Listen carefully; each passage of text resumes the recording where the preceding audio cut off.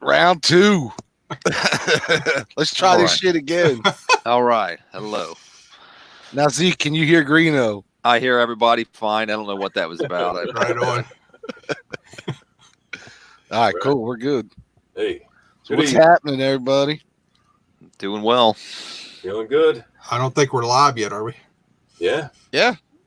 Oh, I don't have anything saying live.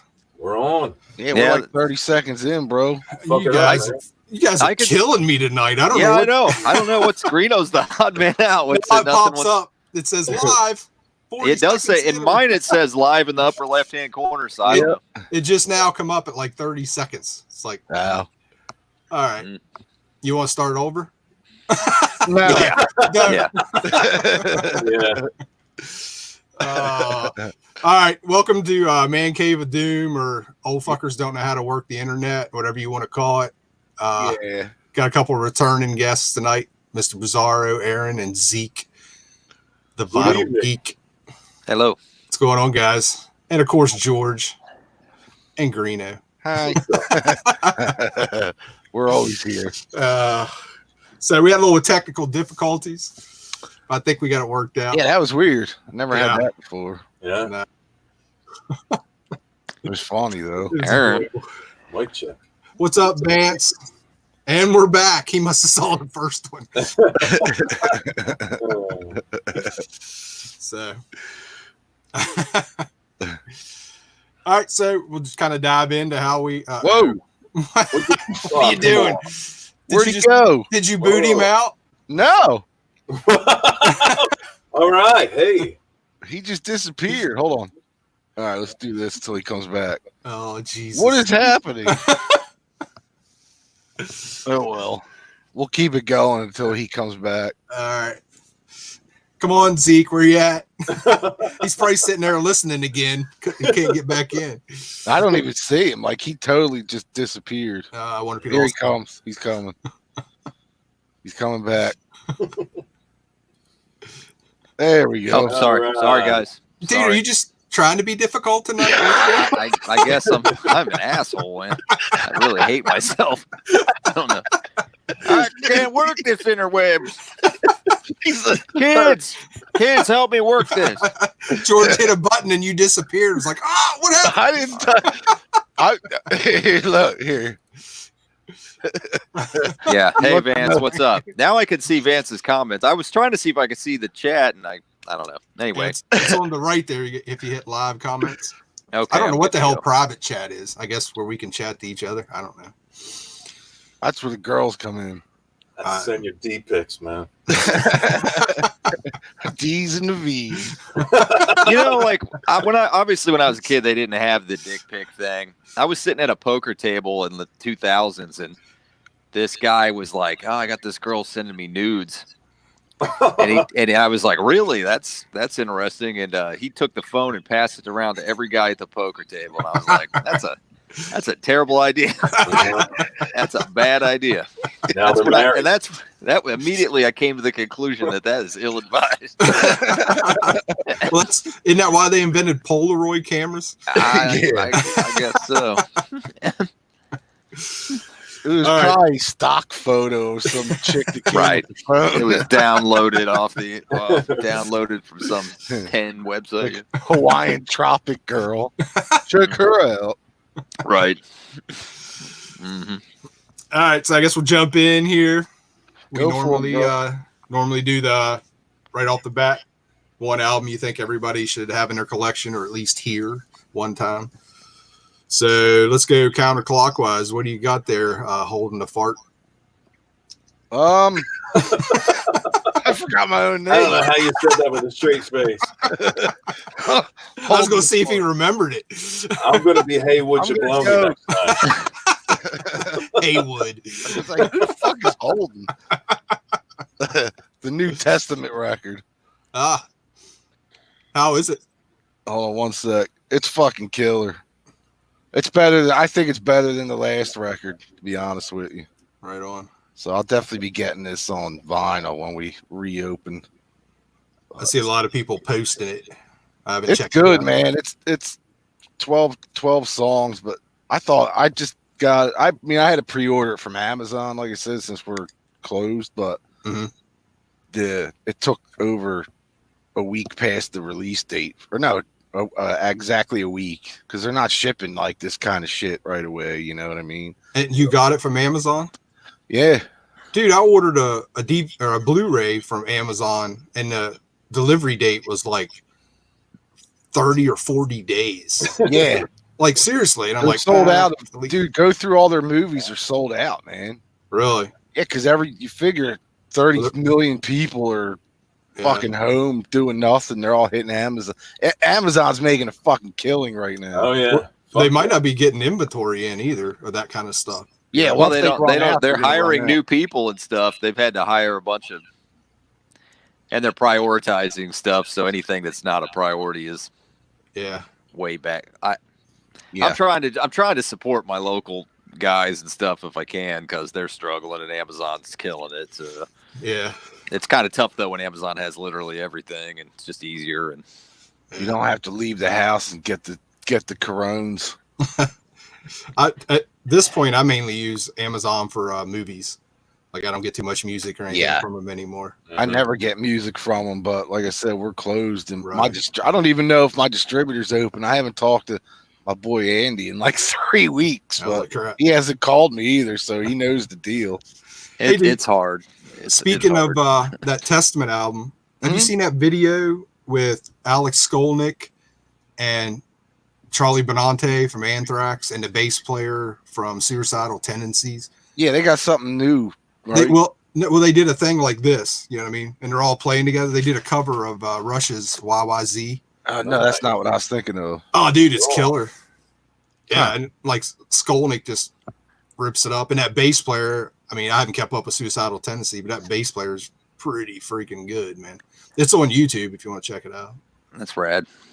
I've been jamming with some friends on this Zoom thing, and one tip I would have for any musicians out there is change the audio to original audio, so it won't clip the volume and stuff. Okay. You don't have any trouble with like lag and keeping time? If you change it to original audio, it doesn't lag like that, and it doesn't clip and cut out on the volume, and so it's not all choppy sound. That helps. I mean, it's not as good as being with people, but hey, it's not bad. I was trying to find one of my kids' old recorders, like the little things, because I was gonna shoot a video, like all my buddies that are posting like acoustic shit on Facebook, and I was just gonna answer them all back with like, that was it. Do it. He's good. I can't find the recorder. Man. I know we had 2 of them. Gotta have a kazoo laying around somewhere. There's got to be something. But my buddy Joe was all serious. He's like all making like the guitar faces and shit. So I was gonna do his special for him, man. Like, just blow into it, like play nothing. You got spoons. I can't even play spoons. That might work. All right, Zeke, what do you got? What are we doing? Records? Oh wait, what are we talking about? A record everybody should have. I grabbed this, but I also it's actually kind of both. This is Danzig, as we all know. No, it's not. Why is it bogus? Well, okay, so I have this one. This one is an original European one, right? And then this one is a bootleg. This is a bootleg. So I actually have an original one and a bootleg. And when we're talking about bootlegs, I got another bootleg for the bootleg part, but I like the bootleg one better. I like the way the cover looks better, man. The bootleg cover looks better and it sounds better. Really? So, yeah. What's crazy is the bootleg actually is a little bit of a higher quality pressing than the original one. Now, do you have the bootleg of the first album? I don't know. I'd have to look. No, I don't. No, I don't have it. There's this guy at the local mall here. The shop, like a independent shop. He's had one of those bootlegs for like $40 for 6 months now, and I'm still like, man. I mean, it's kind of cool. It's kind of cool for $40. I mean, I don't know. I'd probably buy it. I think I can get that local for you for in the 20s. That's pretty good. Yeah, he usually gets them in. Really good. Yeah. Let me know then. Next time he gets some, I'll let you know. All right. Now, is your buddy still open? He's doing like curbside, but he'll shoot me some texts when he gets cool stuff in, and Nice. So. Nice. Curbside vinyl. Fuck yeah, dude. That's it. Yeah. I was telling you about Greeno, the Japanese guy I've been buying from on eBay. Yeah. Did I tell you about him? Yeah. You sent me a text of some stuff you got in. Yeah. Well, that was the second batch. Like the first box is lost because like I'm missing like 3 things from overseas. They're stuck in New York. So no, I shouldn't say they're lost, but I just hung up. Yeah. What's going on up there? I don't, it just says like on my, all the tracking just says, whatever city, not the Bronx, I guess Brooklyn maybe, but it's been there for a week. So there's some crazy stuff going on. Like the last record package I got, it actually hit my town, and I'm looking at it, on my phone, and then the next day it's in Baltimore.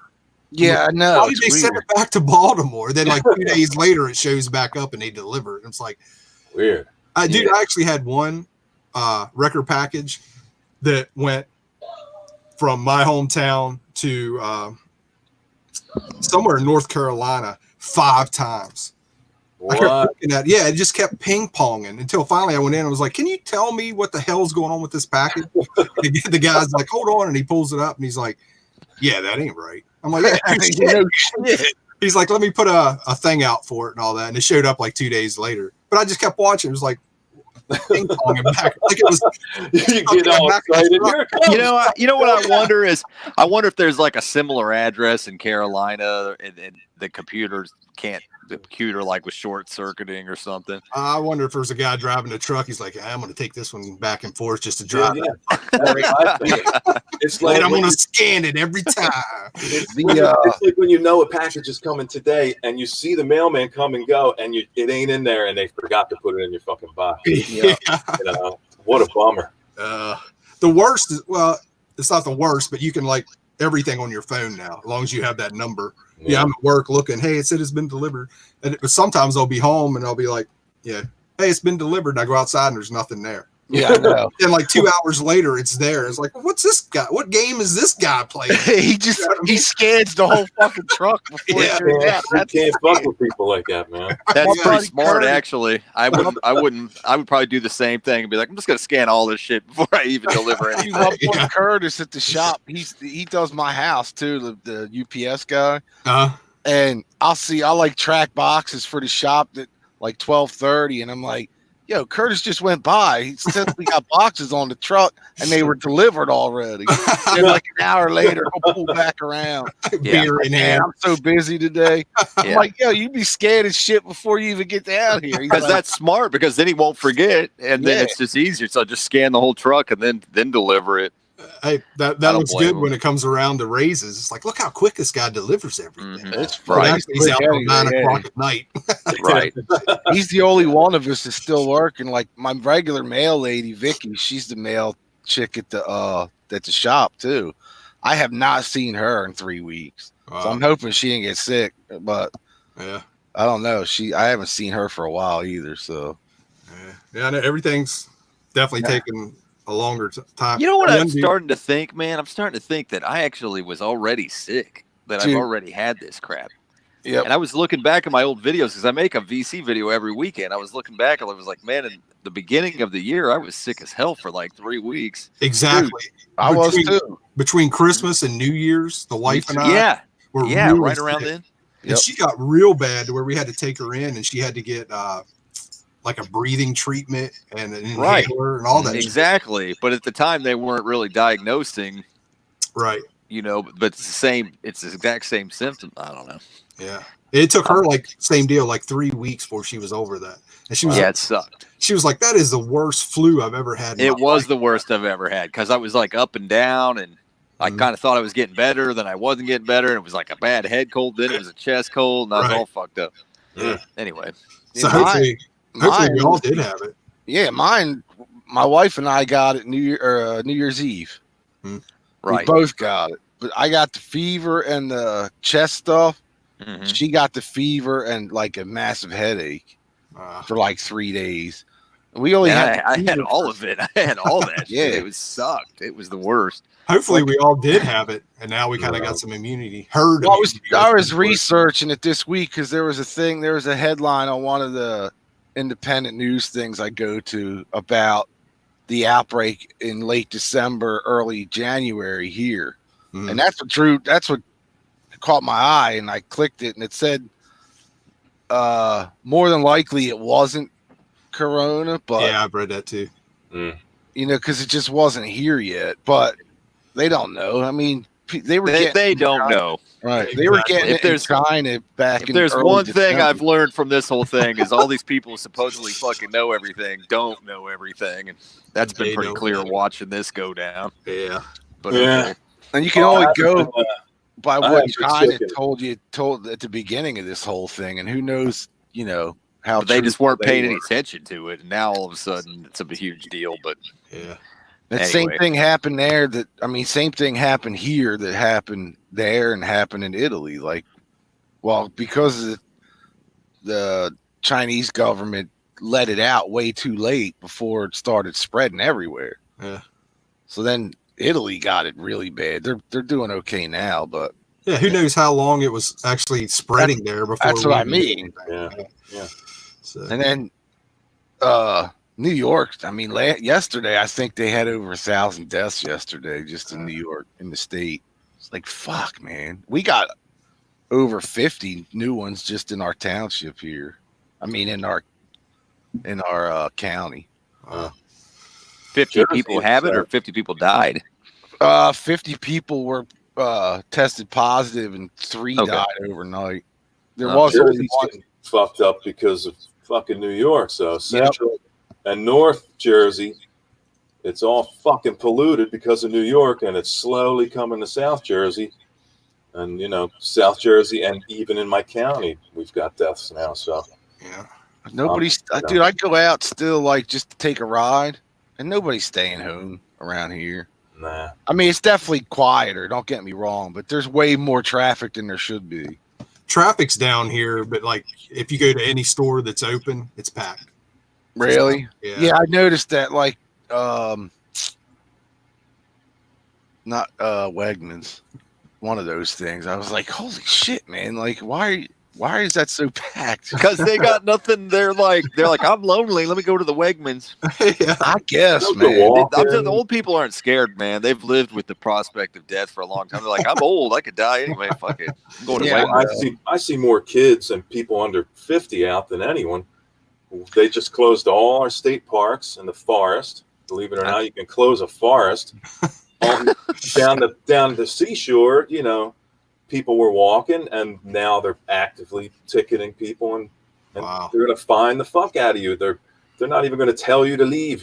They're going to find shit out of you, possibly arrest you at some point.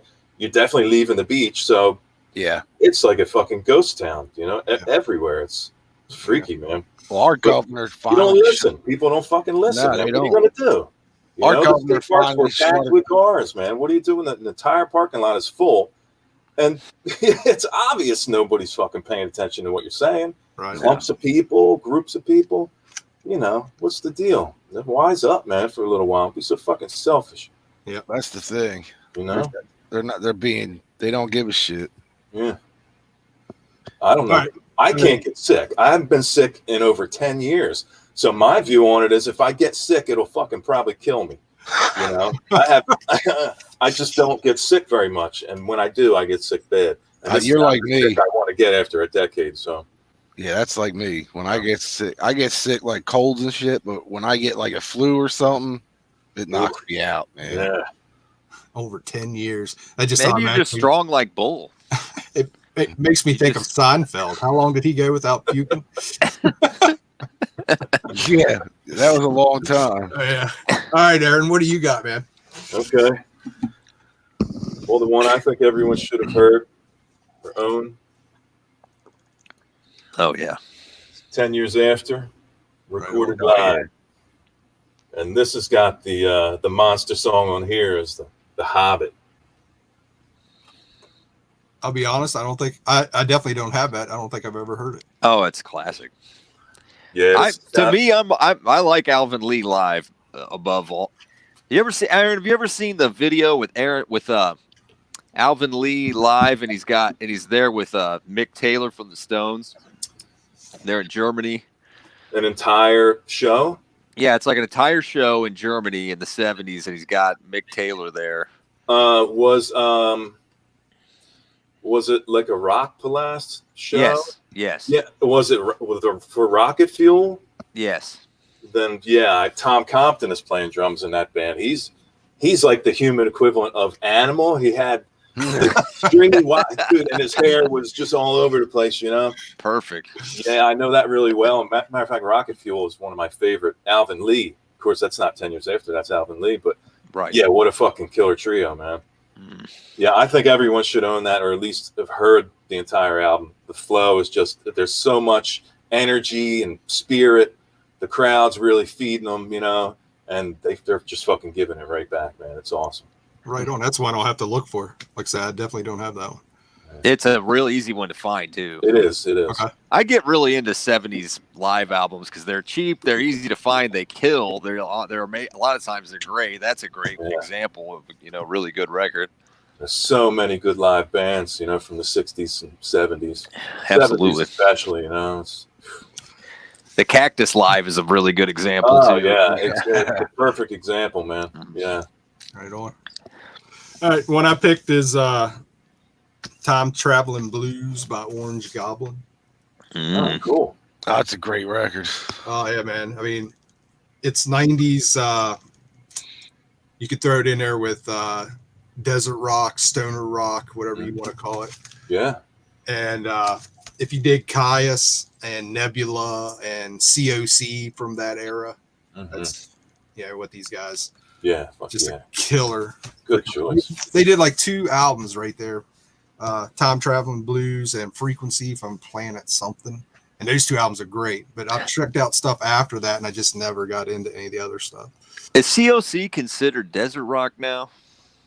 Dude, they're I don't consider them desert rock. They're like there's something southern about them. I agree. Yeah, they're from North Carolina, right? Yeah, and they're from really close to me here. They're hugely popular here. I see their records all the time. Oh, dude, their 90s stuff like Wise Blood and all that are fantastic, man. I mean, the early stuff is punk. They were my favorite band on Headbangers Ball when I was a kid. Really? When I was a kid, Headbangers Ball, like I was like Albatross. Always looked forward to Corrosion of Conformity. There you go. But I like now in retro, like I didn't know shit about desert rock in the 90s. Didn't know. I mean, now like I these bands are like, that's desert rock, and I'm kind of like, I mean, I guess that's an interesting sound, Yeah, and I don't know if I would specifically call them desert rock, but like Caius got that name because of where they were from. Right, because they're from California. But they all had that groove thing, you know what I mean? Yeah, that right. Heavy, and COC has that, but man, there's, and I can't put my finger on it. It's just because that's where they're from. They're freaking Southern, man. There's something Southern about those boys. That's Pepper. Ever since Pepper took over lyrically and vocally, I think. And that dude's awesome, man. I mean, he's got a great voice. We saw him like 4 or 5 years ago, and they were cool. It was kind of their comeback. I never got into them, the later stuff. I like the first, the punk stuff, but. See, I don't know that stuff as well. I just knew that 90s when Pepper started singing. Yeah. Yeah. But like I know when he was doing stuff with like Hatfield for that Metallica record, they do Tuesday's Gone for that record, and I think Pepper sings the second verse on that record. This is probably my favorite. Now, which one's that? That's In the Arms of God. What year is? What year is that, if you don't mind? I think this is like 06. See, I wasn't following them then. I don't even know if I've ever heard that one. You know what? I gotta say it's a pretty unique blend. I'm forgetting his name off the top of my head, but they brought a jazz drummer in. He's mostly known for playing jazz, and bringing a jazz guy in to a heavy rock element, and the way he puts a spin on how just what he does and his timing and and his style as a jazz drummer, like attempting to be rock, he does a really good job, actually. He That's almost invents like his own style of rock from like a real learned jazz drummer's point of view, almost like a stuffy jazz player's view. But he does such a good job in being like a rock drummer. Gar Samuelson, the early Megadeth records. Yeah, he had a jazz background, and you could tell time and weird when he left, or when he left, you could tell like who did get that Chuck Beeler or whatever. Chuck somebody was the drummer on that third Megadeth record after the first two. After Gar and Chris Poland left, it was Jeff Young and Chuck something. But you could tell, like, even with that record, it's like this drummer fucking blows compared to that last drummer. Right. You know? And now, I mean, I'm sure Chuck was just a speed metal or, you know, thrash metal drummer. But, like, now, being an adult listening to it, you can really hear the difference in Gar's playing and Chuck's playing. Yeah. Night and day. But didn't it's got its own signature, you know? It's different. Didn't one of the drummers from COC just pass away not long ago? Yeah, last year. Is it that dude or the guy that? No, it was after. Okay. One of the later ones. The only one I really know is. I think again. I'm not a big fan of COC's early punky type of stuff. I like this more southern hard rock, odd time drum fill thing that they got going on with this album, especially. So I'm gonna step it up now and go research that. And, because my local guy here has got all those records here, and I need to go step it up. I think you'd like it. I think all of you would like it. I do. Right on. I'm gonna check him out because I'm into that southern. Nowadays, I'm into that. So, are you guys familiar with Zakk Wylde's southern rock thing, Pride and Glory? I fucking love that record. Yeah. I don't have it on vinyl. It recently was released on picture disc on his website, and I was like, I don't want the fucking picture disc. Nah, I wouldn't go picture disc either. I want it on vinyl. I just don't. It's out. I think it's out normally, isn't it? They reissued it like they did reissue it, but then now it's worth like a shit ton of money because it was limited. Now it's hard to get. I fucked up and didn't get it. No, dude, they reissue. It'll be out again, man. Yeah, I'm sure I'll get it. Eventually. That's why I've been selling off, like, over the years, selling off, like, I'm like, I'll never listen to this again. It's an original. And if I do, I'll get a reissue of it. Fucking, you know, at this point, I have so much shit. It's like, right. You know. Me too, but I'd still want more shit. Like I do too. and I don't need it. Go, obviously. You know? Yeah. I love getting new shit. Don't get me wrong, but I'm willing, you know, like there's just like Greeno knows I've been getting rid of like common stuff, you know, just common records from the. That's where I struggle, man. I really struggle letting go. Yeah. Oh, dude, it is not easy. I tell you what, it's gotten easier for me as I've been doing it. I look at it as once I put it in a box and somebody comes and buys it, I'm like, I don't even think about what I put in the box. Yeah. And then I'll go. Well, I mean, I used to sell records a lot, and then I like wound up buying back records I had sold and shit. So, I've got issues, man. I'm screwed. That's like the first two Wild Hearts records, the original pressings of those. I sold them off a few years back because I got like $250 for each of them. Wow. And I was like, man, I don't think they're ever going to reissue these. And then I saw the weirdest shit coming out over the years. I'm like, they're going to reissue that first. Yeah, it seems like everything. Anymore. They already did last year. They reissued the first album. So I'm just like, well, I don't know now with the virus shit, but I'm like, it's only a matter of time before the second one because they were both on Atlantic. So Rhino put it out over in Europe. I'm doing my best to weed out. I mean, like George was saying, the common stuff.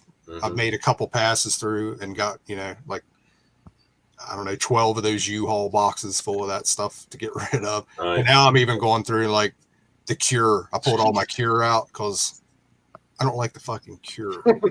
I just picked them up cheap. You know what I mean? It's like now they're worth some money. You know what I mean? So I did that to Van Halen. I had all these Van Halen records. So I was like, yeah, I'm not really listening to these back catalog Van Halen records. I listened to like the first 3 records. Yeah. Right. And so then I got rid of them, and then now they're kind of like harder, pricier, you know, and it kind of now it's kind of like, well, maybe I should have that. But I mean, I really don't care, you know, about all the back catalog Van Halen records. I'm pretty sure all of us are to the point we have enough records. If we get rid of our Cure and Van Halen, we're going to be okay. Oh yeah, you know what I mean. And that's kind of where I'm at. And it's like, I'm even the Beatles are gone. I'm getting rid of all my Beatles stuff. I never listened to the Beatles, so. No, they're one of my favorite bands anymore. So. I mean, I can't get rid of my Beatles. I did sell Beatles records, and then I wound up getting them again. So, but you know what I have been doing lately is upgrading common albums, like this. This is a Mo-Fi Sticky Fingers, and then you know my other Sticky Fingers. I don't know. Maybe I'll get rid of it, or I don't know what. You know. Does that have a zipper on it? Yeah, this has got a zipper, which is kind of. Those are cool, but they're a bitch to store. Yeah, I know. I have all mine separate. I say all mine because I got like 4 of them. Yeah, same here. So this one, unlike the, you know, this was like from the 80s or whatever. This one's kind of flatter. Yeah, that doesn't have the actual zip down, ups. Yeah, dude, that might be a good topic for a show. Weird album covers that are a bitch to store. One's come to mind is like that. And what's the Ziggy Marley with the big lighter? Yeah, that thing's a the pain Bob in the ass. Marley with the it's Catch a Fire with the Zippo lighter. Yeah. You know, do you guys have the Alice Cooper record in the cardboard box? What's that record called? Oh yeah, the one with Muscle of Love. Muscle of Love, yeah, in the cardboard box. Yeah, I hate that fucking record because it's like all shitty on my fucks up my shelves. I know, but I have to have it, man, because I love Alice Cooper. And dude, I was bitching about that same album about 2 years ago to my buddy Mike, and he went to Toronto. He goes to Toronto every summer for a week. He came back from Toronto. He brought me a Canadian pressing of that record. It's not in the box. No, it's in a regular album. He's like, "You were bitching about this." I need to get. Man, that's a hookup. I need to get one of those. I didn't even know that. Yeah, I didn't either. Here's a weird one. Dawkins. They put out an album called Lightning Strikes like 10 or 12 years ago. I remember that thing. They finally put it out on vinyl, and for some reason, the jacket on that is like a half-inch wider this way. Yeah. So you have to put it in like this way, and it doesn't cover the whole thing, and it sticks out this much past all the other records. It's like, who was in charge of this, man? What the fuck were you thinking? I don't know. You're making my OCD go nuts right now. They were smart. That's the only fucking Dawkins record that sticks out from everything else. All right, let's boot. I was telling you, Greeno, the Japanese things. This is a promo EP. You were asking me about that. That's cool. Yeah, I've not seen that one. Yeah, Japanese. Any cool insert stuff? They used to do all kind of. See, I think that's why none of these have the OBs OB strip. So I got these are all $3 each, man. That's cool. But they're the vinyl's fucking mint, dude. You know, it's amazing how much the price drops with the. Yeah, I agree. That's one of the best deals there is the Japanese with no OB. I love it, man. It's like a perfect mint copy for cheap. But the problem is sometimes if you were ordering it, if you're selling it from Japan, you got to pay the shipping. And yeah, that's why I usually try and order 4 or 5. If I get it for $3 each, $15. Yeah, then you're doing good. Yeah, right on. All right, George, booting the ass. What do you got? I don't know if you showed this yet, but I just got this one, and it's part of that. I think it's part of that series we have, but yeah, I got that. That's cool. Yeah, and this is a soundboard from Nijmegen, Holland, right? Mm-hmm. I just love this tour. 2 LP set, right? Yeah, mine's. I don't even know what color mine is. White, maybe. I can't remember.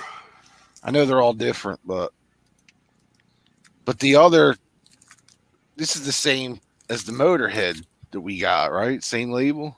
Yeah. What is it? Metal Mania. Yeah, that's it. Yeah. That's awesome. What have they done now? Like 8 or something, and they're all like that. All the covers are in that style and with the OB looking thing. And it's killer. Cool. Yeah. But I love the early Maiden shit, and that sounds killer too. Nice soundboard. mean, it's not perfect, but Right. I think the much Tokyo Maiden out Japan there, one's man. probably the best.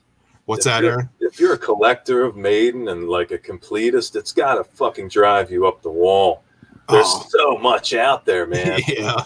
You know, it's fucking. Then- I just saw Maiden last year, and there's guys in the crowd with like every kind of T-shirt that, you know, from every tour.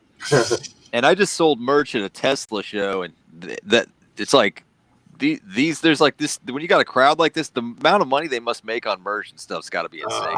Man, Because everybody's got to have everything. They want everything that says Maiden. You know, them, they got to make a killing.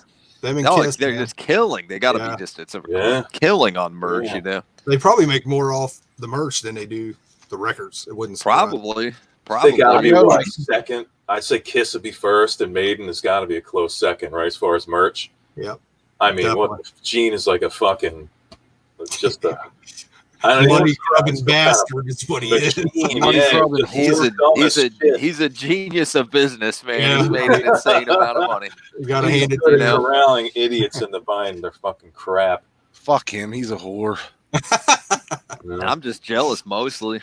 I wish I had this it like guy's that. fucking. He's a genius, and then he opens his mouth, and you're like, you're a fucking idiot, man. He is. But when it comes to like making money on everything, it's like, holy crap. Yeah, but is it really because him, or does he have people will buy fucking anything. agents and managers that do that shit for him? You know what I mean? I'm sure. Well, when you buy anything that Kiss puts out, it's easy to invent anything Yeah, like the at all. Kiss tampons. When you know anybody will buy anything you decide to put Kiss on, how fucking hard can it be to market that? They bury Dimebag in a Kiss casket. I guarantee you that they're gonna have their own strain. Pay for it. They're gonna I have actually their think own when strain of Dimebag was- marijuana before the end of this year. I guarantee it. That's a pretty good idea, actually. Kiss marijuana. They'll have like 4 different ones, like the Demon, What was that Kiss freaking box set that Gene put out? the safe or the Yeah. fucking whatever it was. Where like yeah. you buy this thing, what didn't he deliver it and everything? It was like Well, no, it was astronomical. yeah. You could.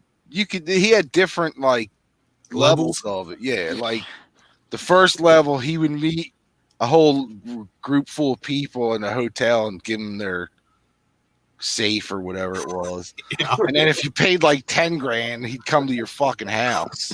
Ooh. No, I gotta say that's the part that I don't understand, because you've already got all this insane amounts of money. So why would you like take a risk to go to some psycho's house for 10 grand? He's like got like hobos in the basement being tortured, you know. You know somebody paid that in that house. Oh yeah, they paid it. That's why he's doing it, because people will pay it. That's the whole Well, point. then they were right? doing like on this last tour, they're doing like, you know, the guitar that Paul breaks at the end of it? Yeah, how about that shit, right? They're selling that fucking every night. They're selling that No. auction stuff. Yeah, yeah, but that makes 15 sense to grand. me. That makes sense to me. It was going in the trash anyway. Somebody will pay a bunch of money. Fucking sell it, of course. Well, But back why, in the day- why waste your time meeting every douchebag in the world for 10 grand? I don't understand that. You've already got plenty of money. I guess he wants to meet. He really likes it. I think he's into it. I think he likes meeting the people and stuff. And making money. I off don't it. know, man. I've He heard justifies fucking horror it, stories you know. from people about this dude. About Gene. really?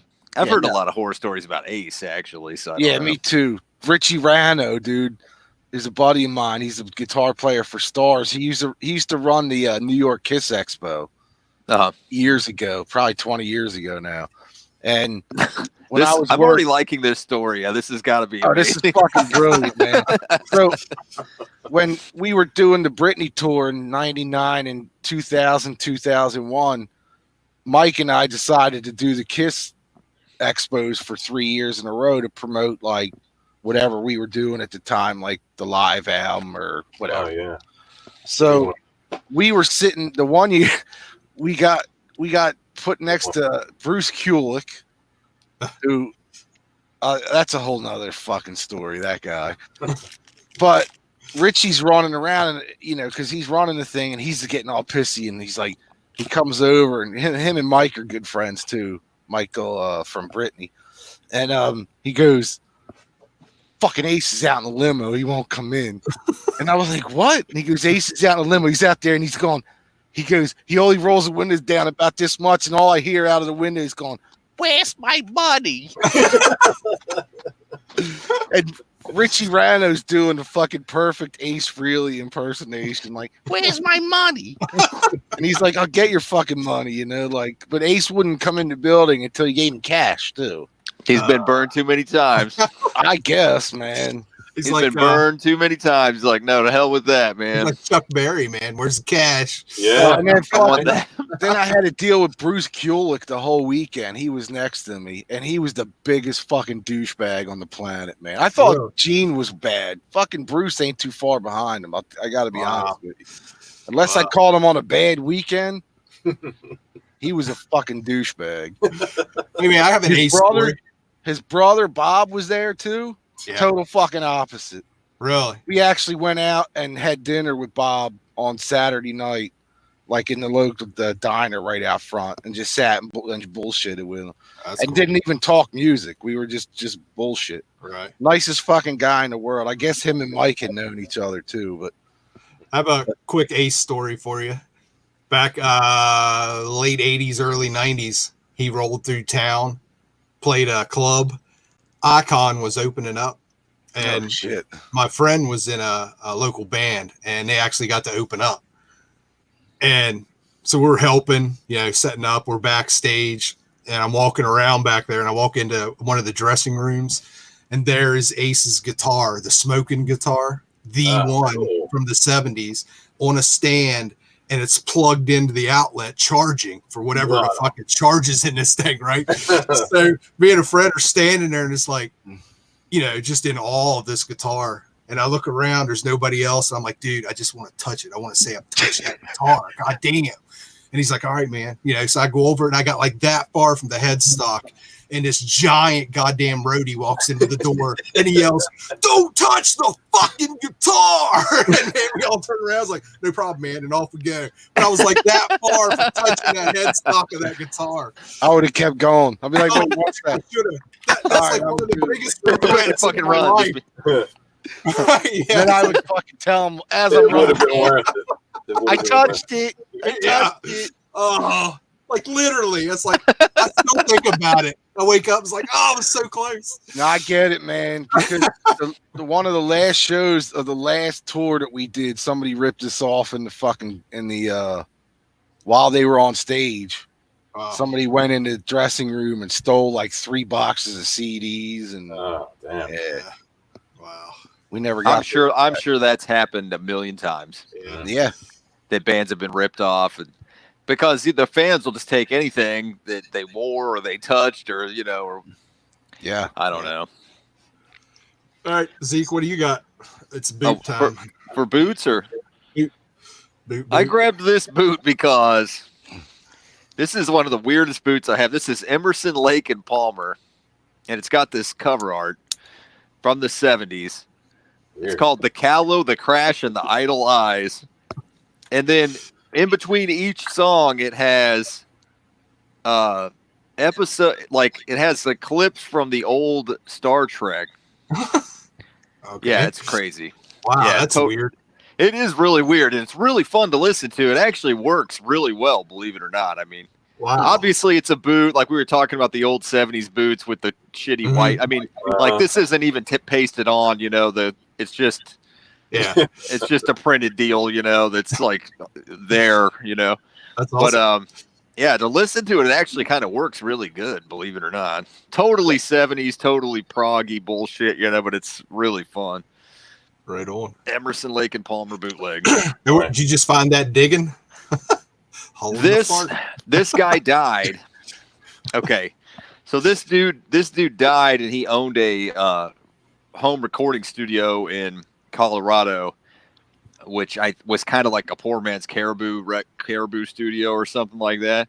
Mm-hmm. And the guy had originally done like TV, radio spots and stuff, but he had recorded some well-known musicians and stuff, and I think he worked with some of the ELP guys. I don't really know. That's cool. But the guy, when he died, he had all these crazy records, and of course everybody was buying the kind of good stuff, so I snagged shit like that because it was nobody. But when I took it home and listened, it was really fun.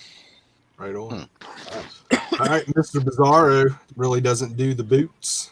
Well, I decided to go on your kind of underground, homemade, possibly kind of theme, and decided to pull out a couple of my 8-tracks. That's cool. These 8-tracks are, get you centered here. That is sick. That's a May Blitz 8-track. So this is May Blitz. Is it homemade? That's a bootleg. Wait, I'm sorry. Everything's backwards. Is that a bootleg 8-track? Yeah, in a sense, it is. So I'll show you this, and let me show you this other one, and then I'll tell you the story behind them. Right on. I got the other one too. So, thanks, George. So I consider these kind of a boot because they were never put out on cart. The cool thing is, I met a guy that professionally remakes these. He has endless inventory of new old stock carts, all kinds of variants in cart, different era carts, different types and colors of cart.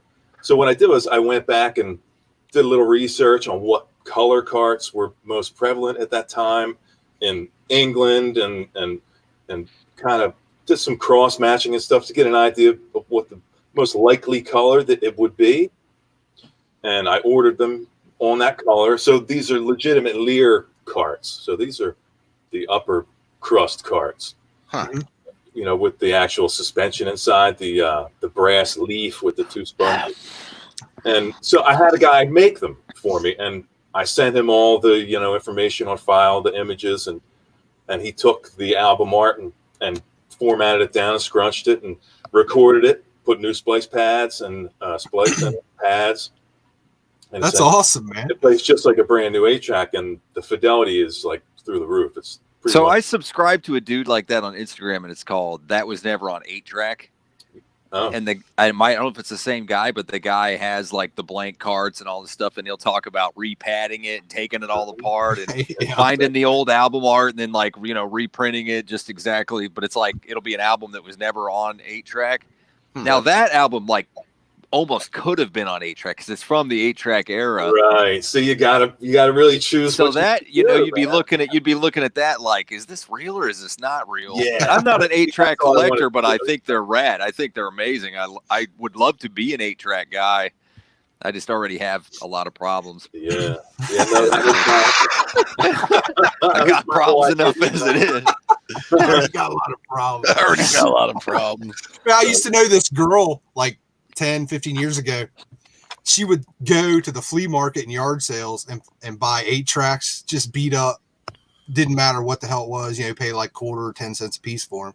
And then go home and print out covers of metal albums. Like she would have like Merciful Fate and Anthrax and all this crazy shit. Like, what are you doing? She goes, they're just cool. She's like, if you put it in, it's probably C.W. McCall and Convoy or something. Yeah, it just looks cool. And she would sell them for like $5 a pop because it was just odd. Some people would buy them. I mean, for $5, that is pretty cool just to show your buds, just to put it on display. Be like, here's my Merciful Fate 8-track, or Yeah, these cards they look cool. They ended up being $8 a piece. I mean, $20 for both of them shipped. I mean, the guys, it's so can't beat that. Dude, they sound fucking great. I mean, it's high end audio, man. It's so you listen 8-tracks? You have an 8-track player, Aaron? I do. I have a couple. Yeah. See, I think it's really cool. I would love to get into it. I just haven't, but I'm really Punk Texas always had all kinds of, remember him? Yeah, we always talk about him. I love that guy, man. He was like my dude, I wish he would come back, man. He was awesome. He's one of my favorites of the old VC. Yeah, I use 8-tracks as kind of something to appease me when there's no vinyl around in stores. There's no wax. Let me go see if there's any 8-tracks and that kind of thing. So I'm really picky about what I get. I tend to only get stuff on 8-track that I don't have on vinyl. So I try to keep it that way to make it fun. And I'm really choosy about what I get. I don't have a bunch of crap. Who has got room for a bunch of fucking carts you don't listen to? So I think I have maybe 5. And what you got? 3 of them are Kiss, and I can't remember what the other 2 are. I'd have to look. And if it's Kiss Alive, that means 2 of them's one, right? No, I think one of them's a solo album, and I can't even remember, man. I got 3 or 4 AC/DC ones and like 1 Kiss one, I think. Nice. I mean, if I saw those, that'd be an obvious buy. Like, if I saw an AC/DC or Kiss 8-track, like, you have to buy that. Yeah. But I never see them at all. You don't? Period. No. I don't see them. I don't see any 8-tracks at all anymore. So no, almost never. My local store pretty much closed down. They're moving back to Delaware, so. Oh yeah, that was the only place I knew around here that had any 8-tracks at all. So, you said Jupiter's moving back to Delaware. Jupiter, right? They may have already. Now, did you say, are they moving to the exact spot that they moved out of? Right back to the same fucking place. I don't know what happened, but where at in Delaware? I don't know, man. It's like right in it's on the. You don't fucking care about Delaware. Like, fuck Delaware for taking my store. Fuck Delaware. Well, that's where it came. Fuck Delaware. I don't know what you're talking about. Now I could go back. Now I could stop at a record store when I go back to my dad's house, because that's where I always used to stop, and then they closed. Tell them I said fuck you. I will. Yeah, the last 5 times I was in there, I didn't buy shit though. All right, I'm gonna show you my whole 8-track collection. I got 6. All right. We got Boston. That's a totally 70s album. That's cool on 8-track. Yeah, perfect. 8-track kind of why. Destroyer. Yeah, cool, man. I mean, these would be great to have. Like I said, I got 6. That's enough. Then right. Gene Simmons solo. At least you got the best one. Man, I don't even have that on vinyl. The only solo one I have is Ace. It's only. Oh, cool, man. This was my favorite, actually. I don't know why, but this one and Aces. Nice, man. They look clean, man. Yeah, that one looked brand new. Yeah. Check this one out. Beach Boys '69. Beach Boys live in London. I got it. Still sealed. Oh shit! That's in the plastic in the little cardboard case. Great set list, man. Yeah. Awesome.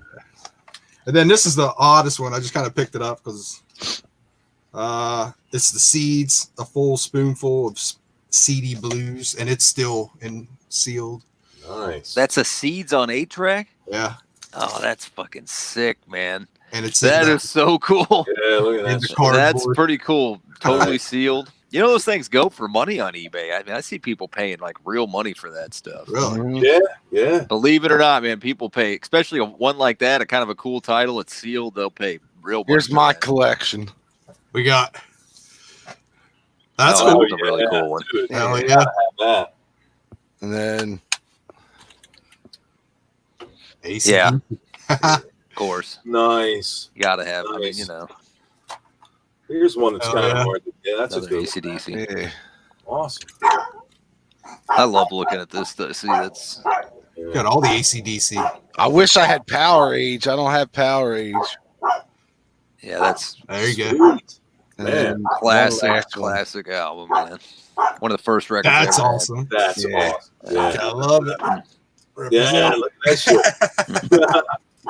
Green's got the shirt. This has got this has Kissing Time on it, so I don't know if they ever did it without it on 8-track, but that's awesome. You know what I would love to have is I'd love to have one of those big 70s vans with like the custom, Fuck yeah, dude! I've always wanted one with the 8-track player, and like I would love to have. I don't even care just to have in the driveway just to hang out, just be like, fuck everything. I'm gonna go out here and listen to my AC/DC 8-track in my van.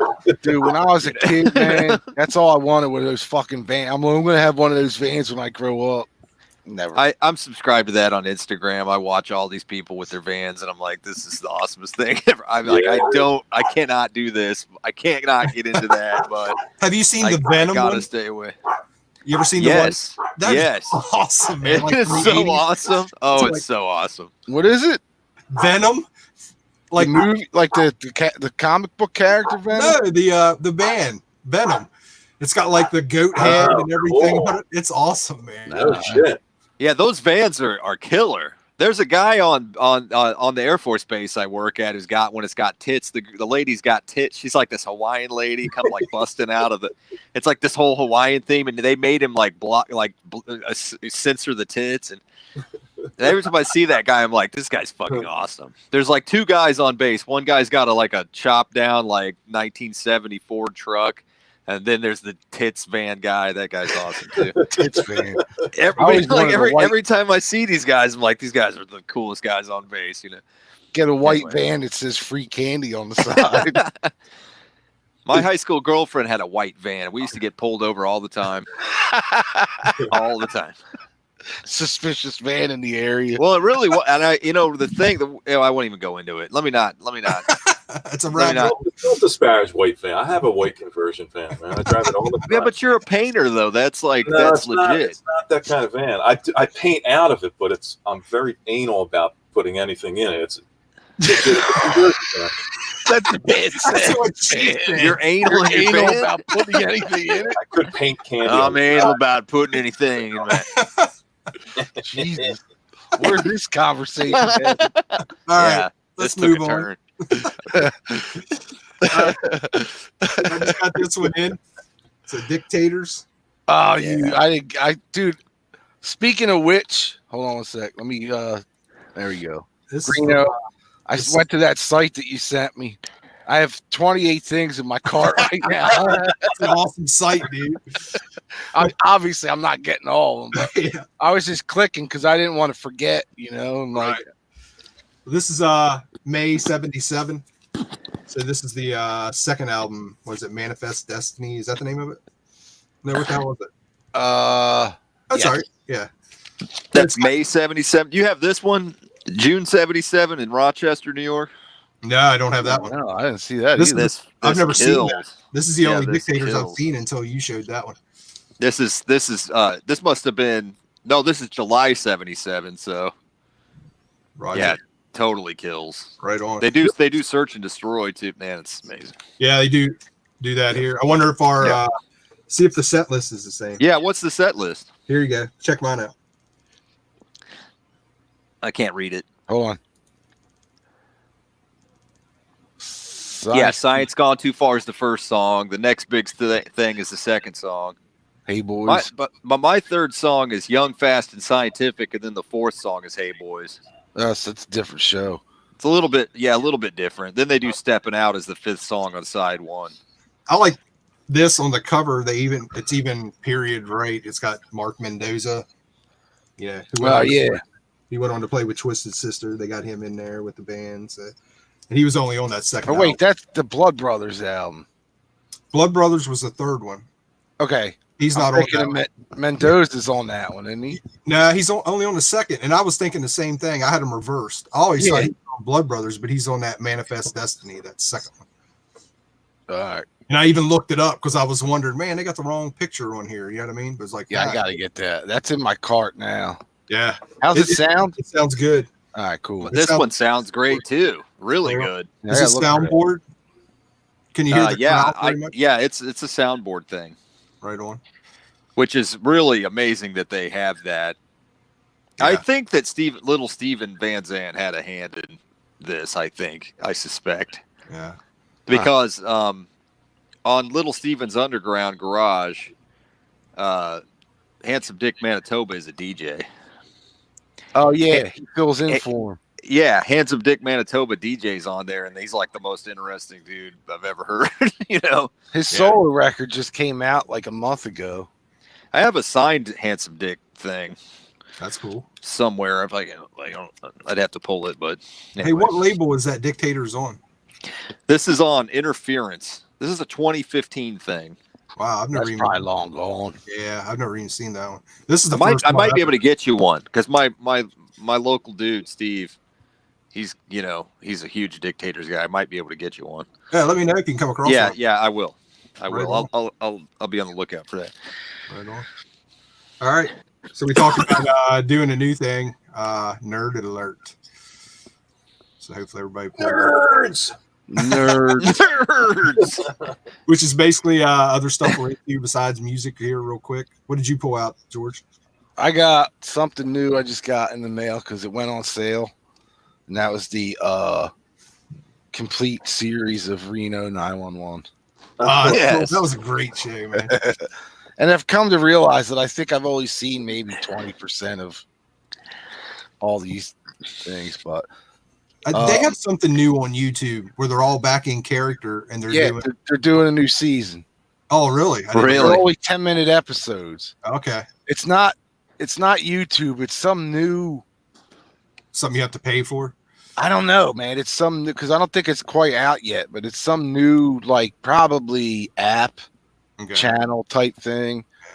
But they're on there, and somebody else is on there too that's back that I was surprised to see. I got to find out the information, the channel or whatever. Yeah, that's cool. I would check that out. But I got Reno. I got this. I want to get the movie. I don't have the movie either, but I don't remember ever seeing the movie. But yeah, I've never seen it. Yeah, it's like 2,000 minutes of uncensored Reno 911. It is 7 seasons, I think. Yeah, 6 seasons, so 32 hours. Holy so shit. I'm not going anywhere for a month, so I got plenty of time. But I always like fucking Sergeant Dangle or whatever his name is with his fucking little ass shorts on and his wife. I'm like, dude, they made me uncomfortable, and I'm not even lying. I'm like, dude, you might want to get some fucking longer shorts. My wife met Niecy Nash, the black girl. Is on she's funny as shit. Yeah, she met her at the airport. My wife's from New Jersey, so I think Niecy's also from. Don't quote me on that. I think she's also from New Jersey, but my wife's going back to. My wife's from New Brunswick. She was going back up there, and she met Niecy Nash at the airport. That's cool. Nice. I don't know. She said she was really cool, really funny. He's fucking so cool, man. Have you ever seen him in anybody see Hell Baby? Yes. Hell Baby? He's in that. He's fucking Hell Baby's great. He's one of the priests that goes kill the baby. Yeah. I haven't seen it. I haven't seen it. Speaking he's a chain Italian priest, exorcist priest, and they're constantly smoking cigarettes. It's fucking great. What were you gonna say, George? I was trying to think of the name of damn it. There's a new like reality comedy show like Reno 911 out. What's the theme of it? It's about cops? No, it's the firefighter one. Yes, the one. That's it. The one on True TV, Tacoma PD. I haven't seen that yet. Is that any good? The first 3 episodes, I was like, "Oh, this is okay." Last year, like the first season, I'm like, "It's funny, it's okay." And then the rest of the season, I was pissing myself. The whole fucking rest of the season, it got bizarre as shit. Got everybody tonight. Hey. Everybody's like, hey. Yo. You see what? She came in from the outside with a beer already? Julie. She just got home, She walked in the back door with a beer. That's it. He said, you just got home, walking in with a beer? Yes. Health and safety, very much encourage drinking and driving. Nice. Don't leave home without one. There's nobody else. This. Wow. Remember that idea I had today about having the wives on next week? Yeah, we talked about it before them coming on. Yeah, maybe that's not such a good idea for you. I told you they're going to hammer us if we bring them on. No, my wife's She's not going going to break our balls, man. She's seriously going to break our balls. He said, if you get on here, you'll be breaking our balls. No. You promise? You promise? Nah. I can tell by the look. I can tell by the look in the eye. Well, we both got Pennsylvania girls, so we're both screwed. Yeah, Western PA girls too. Yeah. Lucky mouse. He said Western PA girls. All right, talk about music. All right. What you got, Zeek? I grabbed some DVDs too, but I gotta say, lately I've been getting into the Amazon Prime Video. Yeah. Highlander 2. Oh, right. It's one of my all-time favorite. This is probably my all-time favorite movie. Oh, yeah. Dude, I just got that on Blu-ray not long ago. Yep. Okay, so I watched a Rowdy Roddy Piper movie on Amazon Prime Video called It's from the 90s, and it was called like Jungle Land or something. Yeah, I saw your post.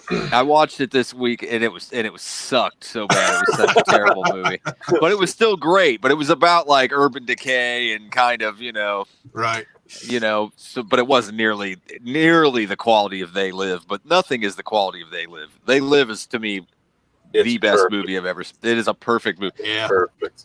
This, I would also say, is a perfect movie, The Predator. Oh, yeah. Get to the chopper. It's the chopper.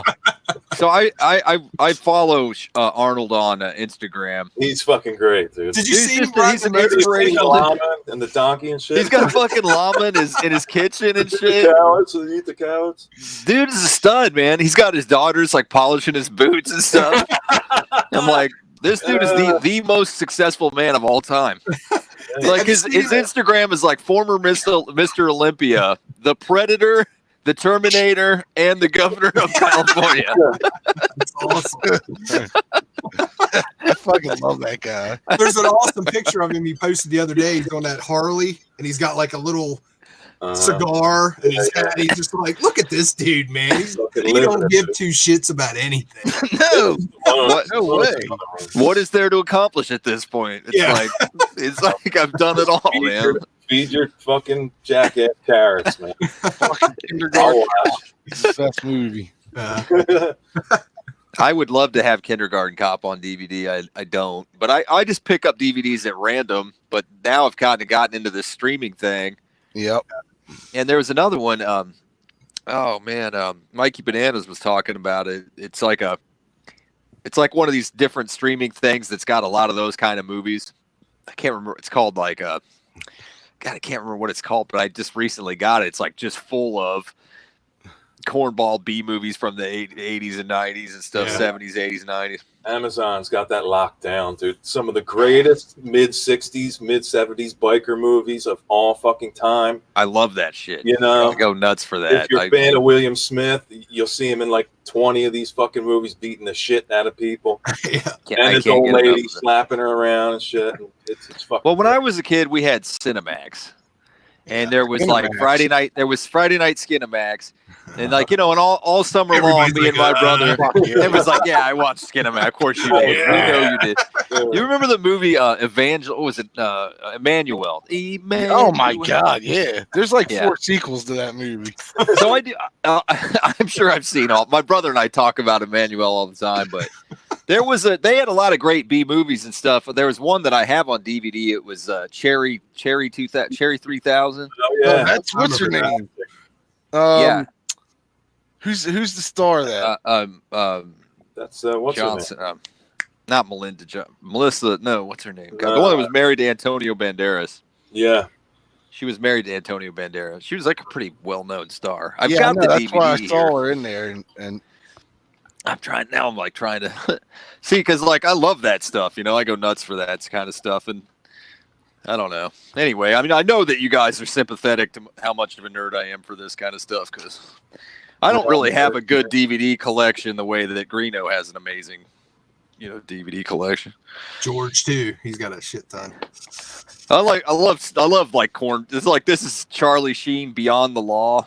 fucking great movie. I love this, man. I love this. I don't know if I've ever seen that one. I don't know that one. It's a biker movie where basically he's a FBI agent who infiltrates a biker gang. Of course he is. Of course he is. I remember, Of course he is. there's a movie after that Dice Clay did after Ford Fairlane. It was like fucking Cock Puncher or something like that. Cock Puncher. Something goofy. Now like I have that. to. Now I have to know. It's like Nut Puncher or something. And I rented it fucking probably 25 years ago. That was my first band in high school. I loved it, dude. And I think Terry Hatcher's in it. I swear to God, man. It's like Cock Melanie Puncher. Griffith, Zach. Melanie Griffith, of course. Yeah. Oh Yeah. yeah, that's it. Yeah. Cherry 3000 is one of the best. Make it called what? Crazy in Alabama. No. She cuts her husband's head off and carries it around with her, and it's talking to her and shit. Sounds amazing. Sounds fucking It's awesome. not like in a hat box, it's like a early '60s setting. She had Sounds good. She killed him and chopped his head off, and Have you Took it guys with seen the brass teapot? No. No. It was like 2-3 years. Well, it's probably like 5-6 years ago now. What is it? Dude, it's fucking insane. I saw an ad for, it's like one of those Magnet films, you know, like Magnet does those kind of like quirky horror comedy things, but this one's like a newlywed couple find this brass teapot at a garage sale or antique shop. Yeah. And they're like, you know, they're just like middle class. They have an apartment and that kind of thing. And she's like, I'm going to wash the teapot before we, you know, make tea. And so she washes it and she rubs it and a dollar bill pops out of it. Yeah. So she's like looking at it and, you know, she's like, that's weird. And she opens it. There's nothing in there. Since she rubs it again and another dollar bill pops out. So meantime, it's like, or it might have been $100 bill. That's what it was. $100 bill. Yeah. So in the meantime, they figure, it's like it gets to the point where until they start hurting themselves, no money comes out of this fucking teapot. So of course they start beating the shit out of each other. Dude, it's one of the greatest film ideas ever, man. I know, Dude, my wife would beat the ever living shit out of me. Dude. That's what I'm saying. I would have been dead, man. Like, they're like fucking dead. Like, I wonder what would far happen if I kill them. Like, I'm going to win the lottery, man. Like, actually, I think my bad. I think it all started with she like cut her finger or something. She didn't rub it. I think she cut her finger, and the $100 bill popped out, and she was like, "What the fuck?" That's so every time one of them got hurt, some money. That's almost like a fucking Tales from the Dark Side kind of. Yeah, definitely. It's definitely one of those. And as they're hurting each other, like the more they hurt each other, the fucking less the money starts. So they got to really ramp it up. See, that's clever though, man. That's the way like old horror kind of suspense stuff used to be a lot more in the kind of so like you have now. The guy shoots himself. I don't know if this happens, but like say late in the film, the guy shoots himself in his asshole with a fucking nail gun. He would get like $1. He'd be like, "What the fuck?" You know. Well, like, I've been to some strip joints where they've done a lot for $1. So yeah, but at the end of it, they got to ramp it up to get as much money as they want. It's fun. Well, I loved it though. It was good. There was a thing in the '80s that was on TV that was like a miniseries thing, and this was a really weird thing, but it was produced by Steven Spielberg, and it was called like Weird Tales or. I don't know if you guys ever saw it. It was on Saturdays at like 7:00. Saturdays at 7. There was one where there's like a Tales from the Dark Side. Oh yeah, fuck yeah, dude. It was killer. There was one I remember seeing that was really, really great. It was really perfect, and like they were like there was like a family in Oklahoma or something, and they had like a well, and suddenly like all this like weird stuff started coming up from the well. It was like old like ancient ruins like made out of gold and silver and all kinds of crazy stuff. They kept on wanting more and more, and then it started to be like there's people under here trying to communicate with us, and they got really macabre and weird. And I love those old anthology movies kind of like that where you go you know, like there's the best 3 short stories in each movie, but they're all revolving around one character that owns a store or something. Right. I've been looking for this thing. When I was a kid, I'm going back probably like maybe 19 I'm going to say in between like 78 and 81. There was a movie out. It was an anthology film. They used to show it on like Sunday nights.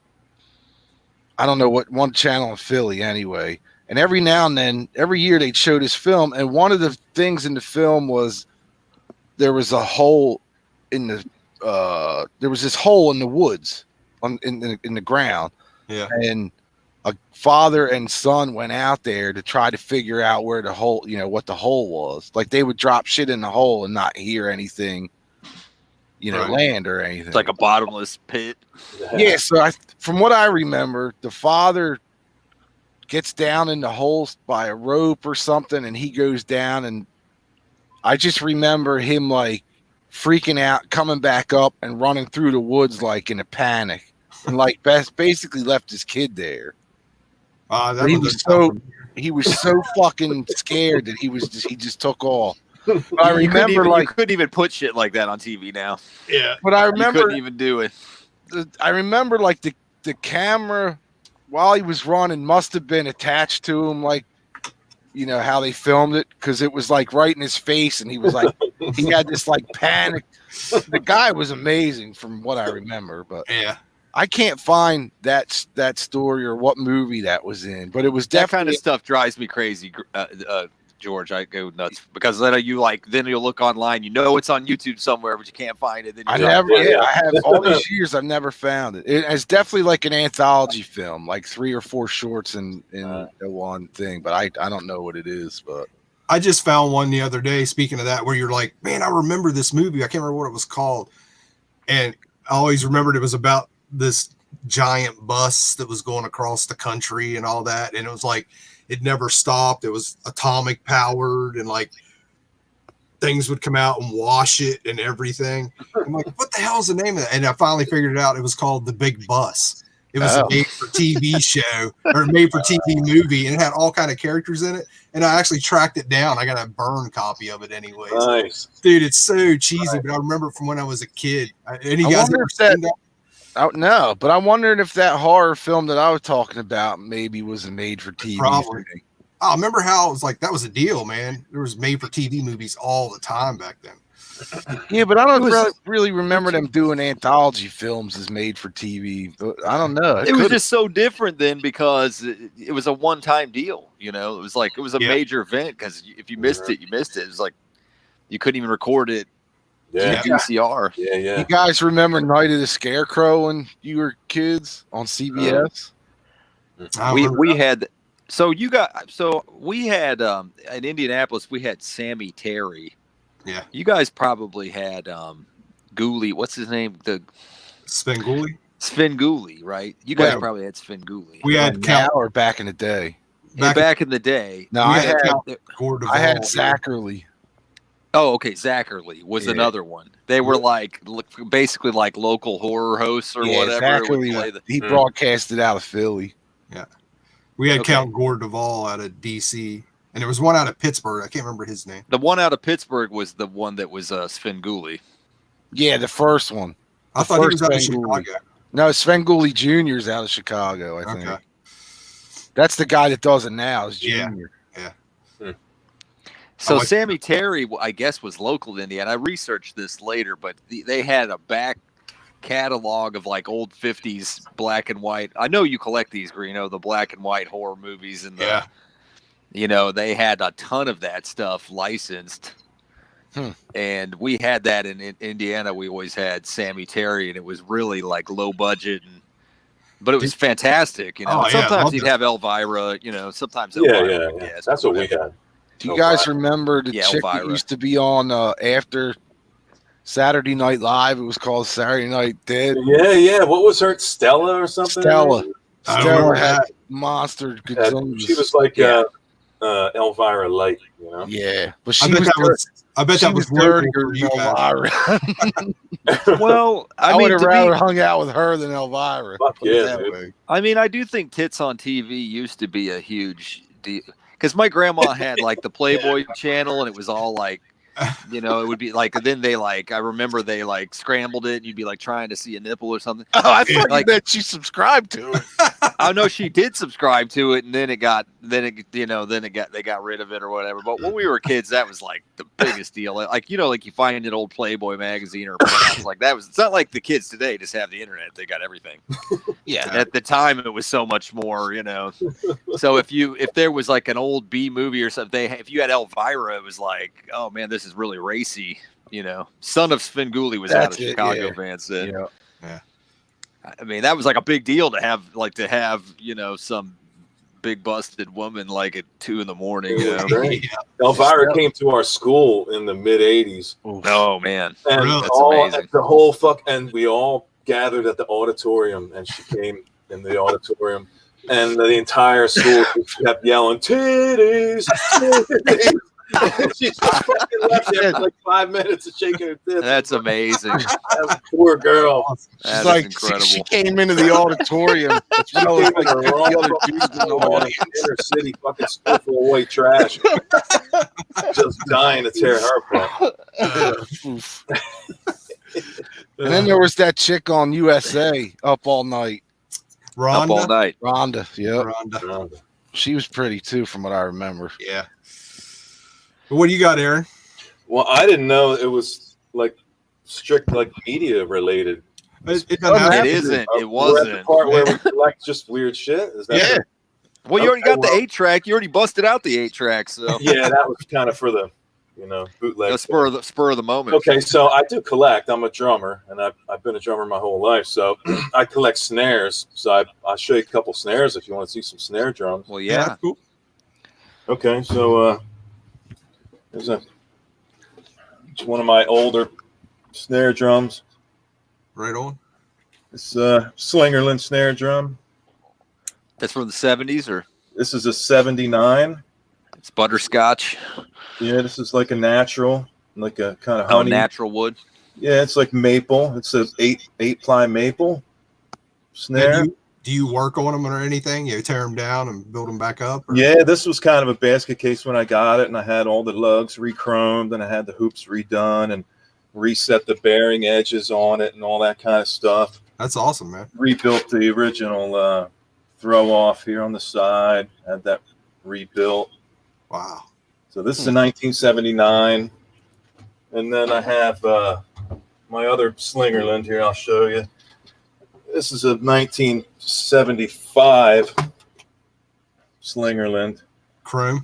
This is a chrome over brass snare.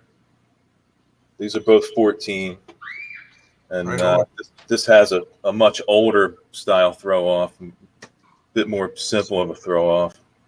That's Clutch. cool, man. Call them a clutch. So. How does it sound? Well, it depends on what you want to use it for. The chrome one I use live, thanks George, and the maple I use for recording, studio work, and that practice. I'll play out sometimes depending on what the room calls for. But if you want a snare that cuts through the room, that chrome over brass it's got a heavy sound, so it cuts. It's like sharp, like Yeah, real, it's like more like a crack. Yeah, and a crack. the maple one's more warm. It's got more tonality, and so yeah, it's just a couple of my few snares that I own. That's cool, man. The drummer that I play with has like 18 sets of drums, and he, when Neil died, it was like, like these guys were almost like crying, like, I mean, it was like a real serious, but I'm a huge fan of drums and drummers, and I love that shit. I mean, I'm a total nerd for it. And as a guitar nerd, I totally get it. It's like, you It's would all just about have the gear, everyone. man. The gear, it could get out of control, They look good, snares look good. I have them hung on my wall, I like looking at them. So do you think the modern stuff the technology's improved, or do you think it's not made nearly as well as the old stuff? I definitely think technology's improved to a certain point. They've gotten a lot more precise. Like I said, all these bearing edges had to get reworked because they were put together pretty quick. So I had to do a lot of work to make them sound good. Of course, price also dictates quality. So if you got a bespoke set and like a Craviotto or something handmade, of course, they're going to sound awesome.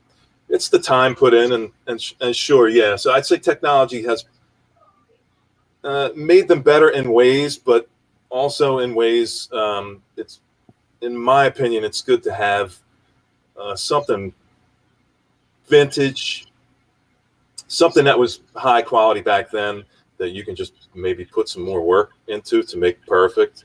Yeah. Of course, Because it's kind of cooler. high-end drums are really expensive. If you wanted, like, I'll put it this way, like in relation to equivalency, like you'd have to spend 5 times more nowadays to get the same quality that you're getting in a snare that was made 40 years ago or 30 years ago.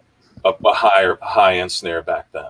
You'd have to spend a lot more nowadays to get it, which is another good reason to go vintage because the quality's already there.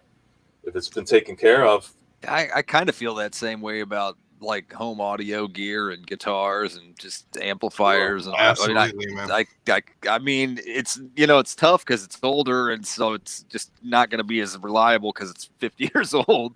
Possibly, yeah. But it probably was made way better to begin with. Dude, I would get like, I know you guys are talking about amps and shit, but like stereo equipment, I'm running like all my pieces back here. It's the same thing. I mean, it's the same thing. Like the tube amps, the home best, amps, you know, the old Macintosh, that shit. You can't beat that shit. I got like old the old Yamaha Fender guitar amps. I mean, all that stuff. You know. I don't know if you could see it. Let me see. Yeah, the old Yamaha CD player, and that's what I'm running now, dude. And that's from like, I think 79, 80. I think that's the next area of really collectible shit is the old CD players, because you can't get the CD player now, and there's still a lot of guys who like their CDs. I still love my CDs, and they used to be really high end. And the CD players went into the whole disc changing thing. Yeah, I hate it. I don't think that shit holds up well over time. It you breaks only the carousel. one, man. Like single drawer. All you need is a single drawer, man. Yeah. I mean, I could see it like if you're running one of those six disc things in the back of your car, you know, back in the day. But if it's right up front and you pull it in and out of the dashboard, like it's the same fucking thing. So when they first started going to those changers, you know, for home stereos, the single drawers were kind of disappearing at that time. Yeah, they were. You couldn't get like one or the other. Yeah, so I ended up like kind of scooping them up. I probably got like 6 or 7 CD players. I think those things are going to be very collectible and like probably worth a shit ton of money in a while. I really do, because you won't be able to find them. Yeah, well, you could pick them up cheap at that point because everybody wanted the carousel thing and all that. It was like, you know, $10. I'll take it. I was running an old Sony, like an original first gen Sony. Some guy brought in the shop like maybe 2 years ago. And the only problem with it is the one side, the lights were out. And that lasted like 6-7 months, and then it finally took a shit. But I have a first gen Sony. That's what I use, and that's what I had in the 90s too. So and it sounds great. Sounds perfect and works perfect, and you know, like you probably could have got them for nothing. I probably should have gotten 10 of them while I still could, but like I'm running the Yamaha CD players, like first or second gen Yamaha, and that thing is probably the equivalent of that Sony. That's how good that Yamaha sounds. But I haven't found anything else that came close to that. I think I have a couple Sonys, a Mac or a Marantz, and a Denon, and a Harman Kardon. I got a cool Harman Kardon. It's a double drawer that's a recorder. Oh yeah, so those are kind of cool. But I haven't recorded anything on it in 20 years. Yeah. Now your Sonys are from when? Dude, I can't even remember. I'd have to look. They're not even hooked up. Actually, I use the Marantz the most. So that and the Denon. So. I have one in the closet, but you know, I have mine, and then I have a backup in the closet, but I don't keep gear anymore. I've sold it all because I don't have space. I had to get rid of it. Yeah, I have heard that, man. I've heard the PS1 is a great CD player, and I had one of those too, the old PS1. Yeah, I never heard that. I can't. The PlayStation 1? Really? The PlayStation 1 was a great CD player. Wow. That's right. Yeah, and you could still get those really cheap. I still have one at the house here. Yeah, that's kind of one of the things that killed it too, with the game and DVD players play CDs.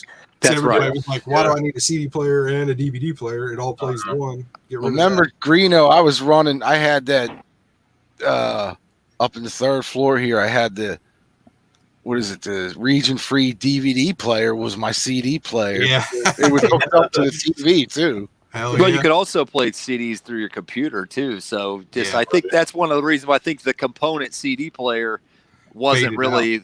Yeah, it was phased out and people didn't really appreciate it. But it's like, if I have great speakers and I have a great amplifier, why wouldn't I want to have a great CD player? And now you can't even get one. They're not making them. So eventually I'm sure they will start making them. I got a standalone mini disc player. And I used to have one of those. Yeah. Mine took a shit. You have a lot of mini discs? I did. I did too. At one point, I did. Yeah.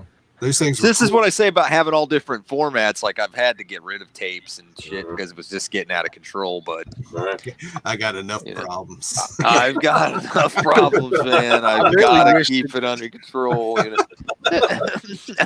I wish mini disc would have caught on a little more. They were cool to record on too. That's what I did mainly. Yeah. Because you can learn how to edit. You know, like if you were good at doing it on a big size CD, because I thought it was harder to record on those home ones. It's so easy to record on a computer, you know. Yeah. That's like remember the old. I had the HHB professional recorder, and I always thought editing on that thing was a pain in the balls, but editing on the mini disc was easy as shit. Although you probably lose, I would imagine compresses the shit out of the music too. But I don't know. I don't know for sure. I never really fucked with making a lot of mixtapes on CD. I did it a little bit, but I was too lazy. Making a mixtape on cassette was like relatively easy. I don't know. Once it started to get into the CD, until it went to computers, and then it was easy. But yeah, that's when I started doing. But before I had my own computer, and I don't know. Well, I pulled a couple things. I just got this in. I haven't even opened it yet, and I haven't seen it since it come out. But it's the Nude Bomb. Maxwell Smart. Oh shit! I remember that. Yeah, it's 1980. They made the comeback movie or whatever. Never seen it. You remember Get Smart, right? Oh yeah. Yeah, so that's a Get Smart thing. Yeah, it's it's a Get Smart movie basically that they made in 1980. Get Smart it was movie. It was his return to his role as the agent Maxwell Smart. 12 years after the original show, I think. Yeah. Dude, I haven't seen it forever, but like if you can see that was the old HBO movie. Used to show that all the time when we were kids. Really? I think so. We had Prism, which was like a low. Yeah. I think they might have shown it. I don't remember that. Prism. Yeah, Prism was the jam. I love that shit. Anything else I got is I've been reading Superman's pal Jimmy Olsen. Nice. Cool, man. I love those books, man. Jack biography? No, it's a comic. What is it? I don't do comics. Jack Kirby, man. This is all like early 70s. So I'm back into. I sold my collection, but I've been picking up collected editions of certain things. Man, I was thinking about you because there's a comic shop right by my house. Really? And they had like boxes and boxes of the old Conan, the Savage Conan, and like. Yeah. Then somebody came and bought it. They had a lot of really cool vintage comics, and somebody came and bought all their good stuff. So I don't know.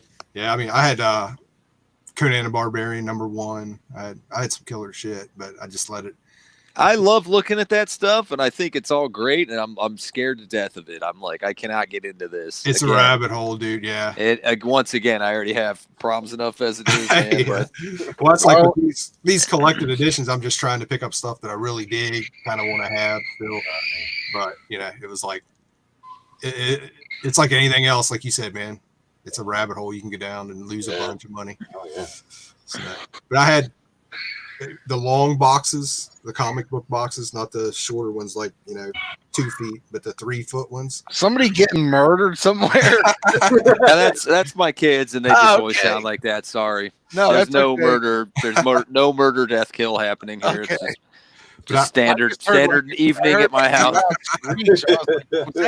I didn't know if it was. We have a coyote outside, right outside this window. Yeah. And every night she comes, she has pups down the back here. And it's the first coyote we've had. So I can't let my little dog out at night because I think this thing will try and eat her. Absolutely. And that screech that I heard is about 3 o'clock in the morning. I'll hear. That's right.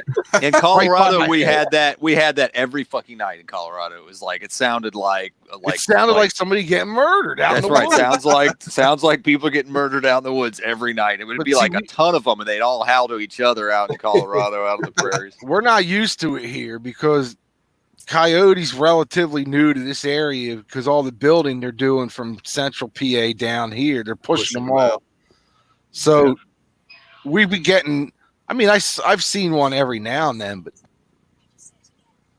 I used to see them in Colorado constantly, man. Walking the dog. If you were out at night, they'd be around all the time. You'd see them constantly. They were everywhere all the time. And they can be kind of scary, too, because they'll be right up on you. You don't even know they're there. And, and then they start surrounding your ass. Like, well, when I was my last deployment, we have desert coyotes there, and they'll fucking walk right up to you, and they're not scared of people at all. Nope. wow. They're scrawny little fucking things, too, man, and they're not scared at all of anybody. They'll walk right up to you. There can be real startling in the dark at night. Like, oh, fuck. Fucking coyote right here. They're not big or anything, but anyway. Well, the first time we saw this one out back, it's a little smaller than my big dog. And my little guy goes, Dad, what the fuck was that? That looked like a wolf. I'm like, I think it was a coyote. He's like, that thing was huge. I'm like, it wasn't as big as you think it is, but. You might want to try and get that thing away from the house, dude. Well, the only reason they'll eat I'm your not, cats. They will eat small dogs and cats. The only reason I'm not right at this time because she has pups. Yeah. I don't really want. I think that's bad juju. You fuck with. Yeah. You get rid of her and leave the pups there. So Mm-hmm. I think I'll wait until they get a little older, and then if they usually move out on their own if they don't find any food. And I would imagine back in that area of woods, there can't be much back there. So yeah, I don't know. All right, we talked about rest of the show, just kind of showing what we've been listening to while quarantined and everything else. Oh yeah, I forgot to show you, Greeno, the new creeps. Right on, dude. I have trouble finding those around here. Dude, well now that Barnes and Noble's closed, I had to order it direct. Wow, So, that's killer. And they ordered direct. They sent me a poster. Oh, that's cool. I saw the poster. Yeah. Right on. So I might just, obviously, I don't know when anything's going to open again. So Where did you order from? Scary Monsters? No, Creeps. Oh, right from the creep. Okay. Yeah, I ended up ordering this, and then I pre-ordered the next issue because they had the pre-order up. Yeah. And like I said, I don't know when the hell the bookstore is going to open here. Yeah, So no doubt. That's one thing I do miss. I'm kind of missing digging and it's what I do but I got so much shit here. It's like, I really can't complain to, Right. and you could still order shit online. So I don't know. just don't order it from overseas right now. You won't get it. Oh, there's ample, it doesn't matter. Not being able to dig. It's like, man, fucking come on. I need to stop anyway. I need to slow it down. I say that all the time, and then I'm like, holy shit, there's a new AC/DC boot. Oh, it's $60. It's how that goes. Well, it's like now I'm trying to get old school ZZ Top boots, and that's like fucking forget about it. Do you have that one, the ZZ Top World Tour, the Texas promo World Tour, the promo World Tour thing? Yeah, I had a chance to buy one a long time ago and didn't do it. Now I'm kind of regretting it. I wish I had. I don't think it's. I mean, it's just a sampler of their albums. I don't think it's anything real special. Music. Well, so there's a local guitar guy like right down the street from me. The guy's really cool. He builds guitars. He actually was a roadie on that tour. Yeah, cool. And he was telling me stories about the vulture trainer and stuff. Like the vulture would like get out and they'd have to stop the concert and they'd have to like call the vulture back to the stage and shit. Like, man, he's got great stories, There's hardly. I think there's one or two like live ZZ Top things from back then that are out on Blu-ray. But didn't they come together? I think is it. I'm going to start collecting ZZ Top more seriously. Ever since I watched that documentary, I'm like, this is an area I need to like focus on is getting the ZZ Top shit. And I never took it seriously. Now I'm like, now's the time to. Well, I think we all got caught in the fucking Give Me All Your Lovin' and Sleeping Bag and that era. That's right. Yeah, that's right. Yeah. How are we back on ZZ Top? Who did we talk to about ZZ Top before? Was that you, Zeek? Or was that you, Aaron? We were all talking about it. Yeah, we were all. Zach said he wanted to start thinking about collecting again. No, in a different video. Yeah, because I brought up it was me, because I brought up. I think Vance was talking. I'm pretty sure when Vance was on, he was talking about maybe ZZ that's Top what it was. Yeah, because we went on for like 15 minutes talking about ZZ Top. Yeah, right. The documentary had just come out. Yeah. Well, we were talking about Frank Beard when you had me on last time, and his drumming and all that stuff. Maybe.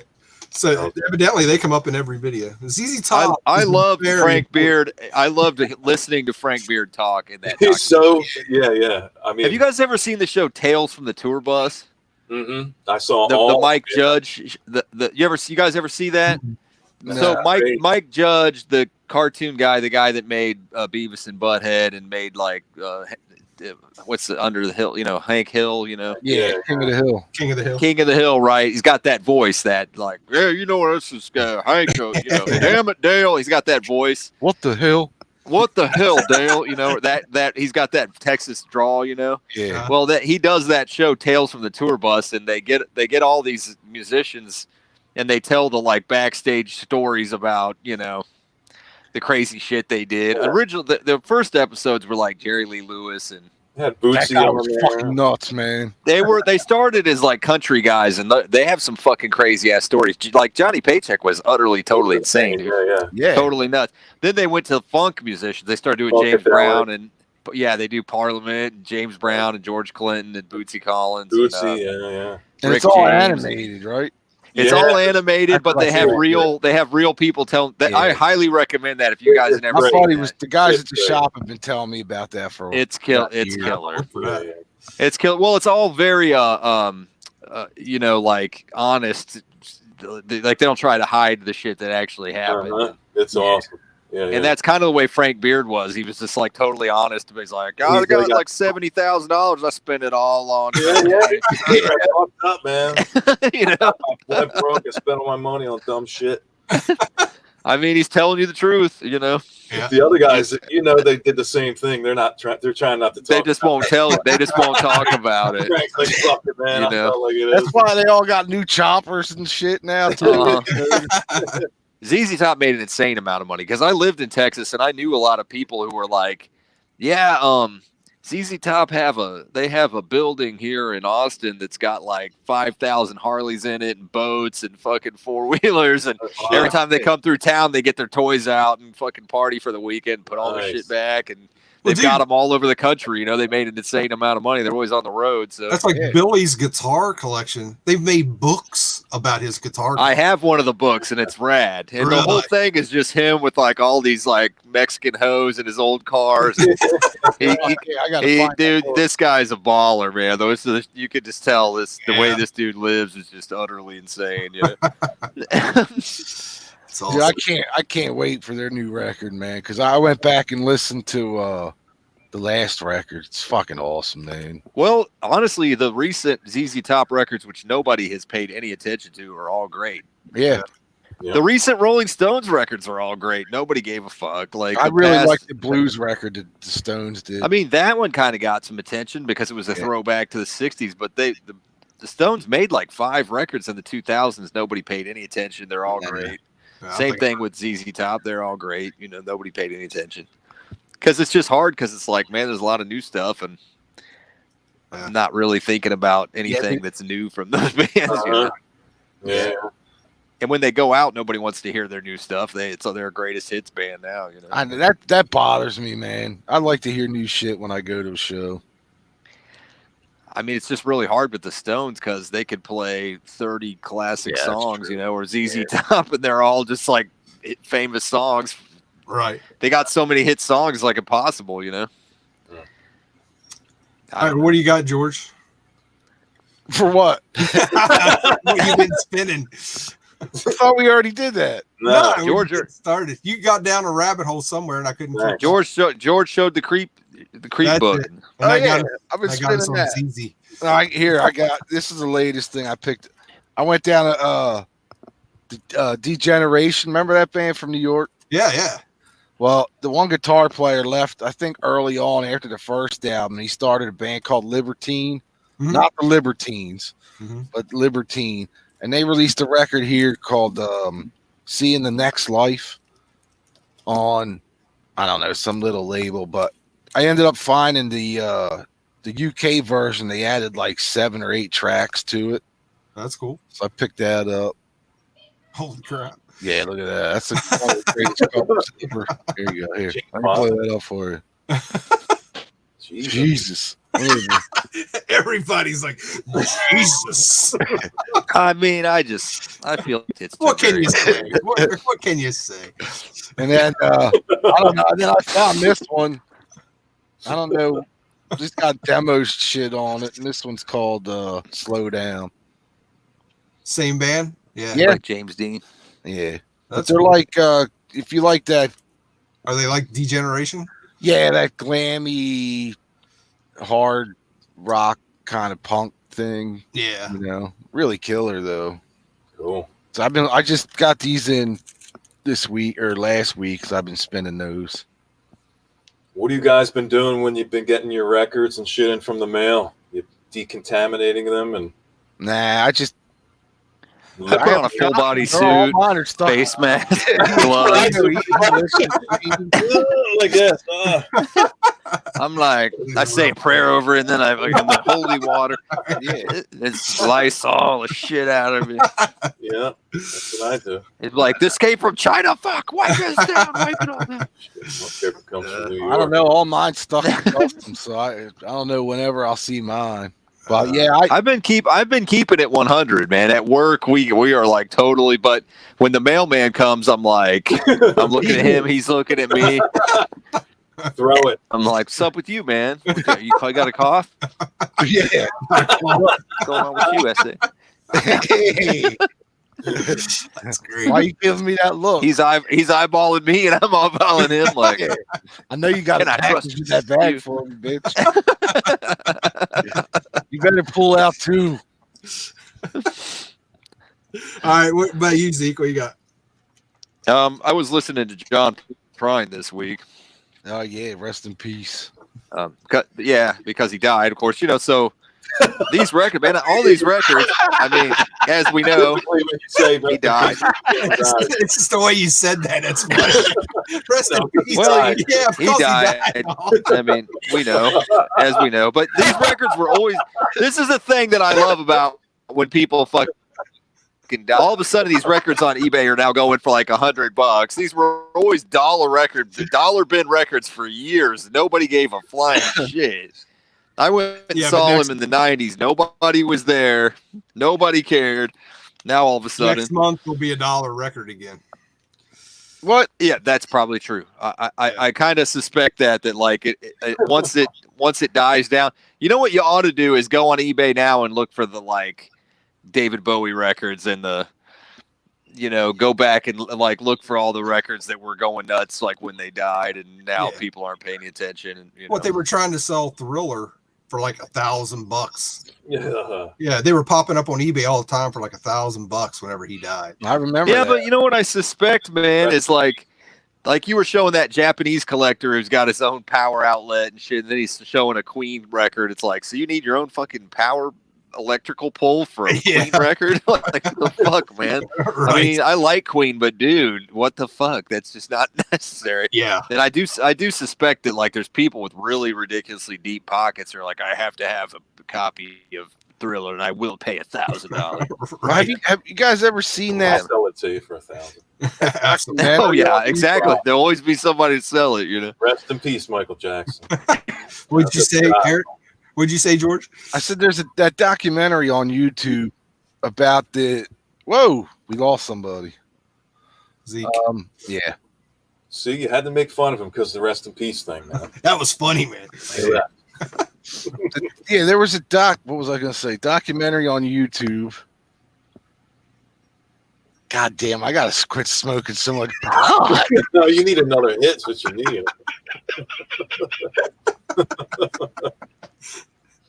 The hell is going on tonight? Train wreck. Fuck, man, what was it?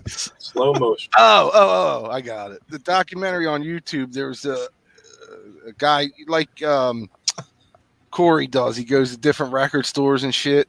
Mm-hmm. And this guy does high end records. Like, Yeah. he'll only bring in like excellent plus records, Oh yeah. but he sells them for like fucking ridiculous amounts of money. So I like, think I've seen that where it's like people know that buy from him, it's only the top line. yes, Awesome pressing you'll ever find is from this guy. And it's like whatever, dude. Right. You know, I mean, it's like But people buy from him. whatever. That's the fucked up thing is they're packing orders in there while they're that's some kind of cult or something. Good for him, dude. Whatever he's got going, good for him. Yeah, I mean, go for it, but Kool-Aid, man. yeah, not for me.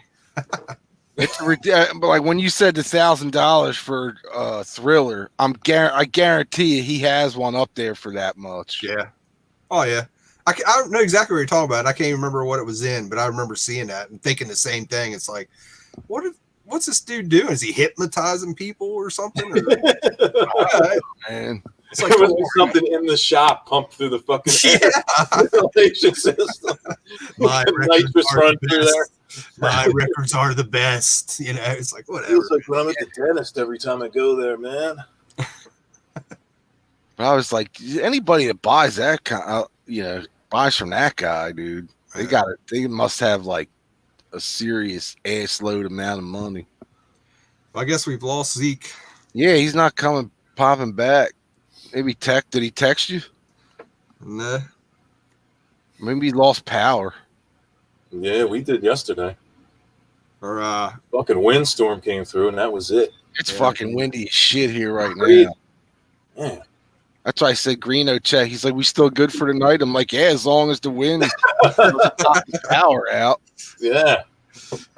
But what do you got, Aaron? Recent spins? Yeah. Okay. I talked about these guys last time. Is that band I interviewed recently, King Buffalo? That's cool. Let me get another album so you can see this is their recent one. 1 second. So, hook me up, George. Yeah. Okay, let me take this out. Sorry about that. That's a cool cover. So, then I go this way. Everything's backwards. Okay. Then this way. All right, there it is. I got it. This is their most recent one. This just came out, I think, last month. It's called Dead Star. Sweet. King Buffalo. They're out of Rochester, New York. They've got an interesting blend. A lot of stuff that we all know, but they really found a way to kind of blend it all together and then put their own spin on top of it. So it's rock, psych, like heavy psych, definite like Floyd influences and stuff like that, but hard rock influences also. Excuse me. Cool. So they're an interesting band. They're young, they're like in their 30s, and it's one of those rare bands with young people that have just found a way to tap into everything that we love in the past is what they love too, and they found a way to not only search it out, but to kind of adopt it as a bunch of different styles and put it all together. Right on. So from heavy psych to blues to hard rock to almost semi-industrial to a song that sounds just like something John Carpenter would have put in Escape from New York. Wow. So and mantra-esque type of stuff too, like soundscape kind of stuff and some conceptual stuff on some of their albums. Dead Star is mostly conceptual.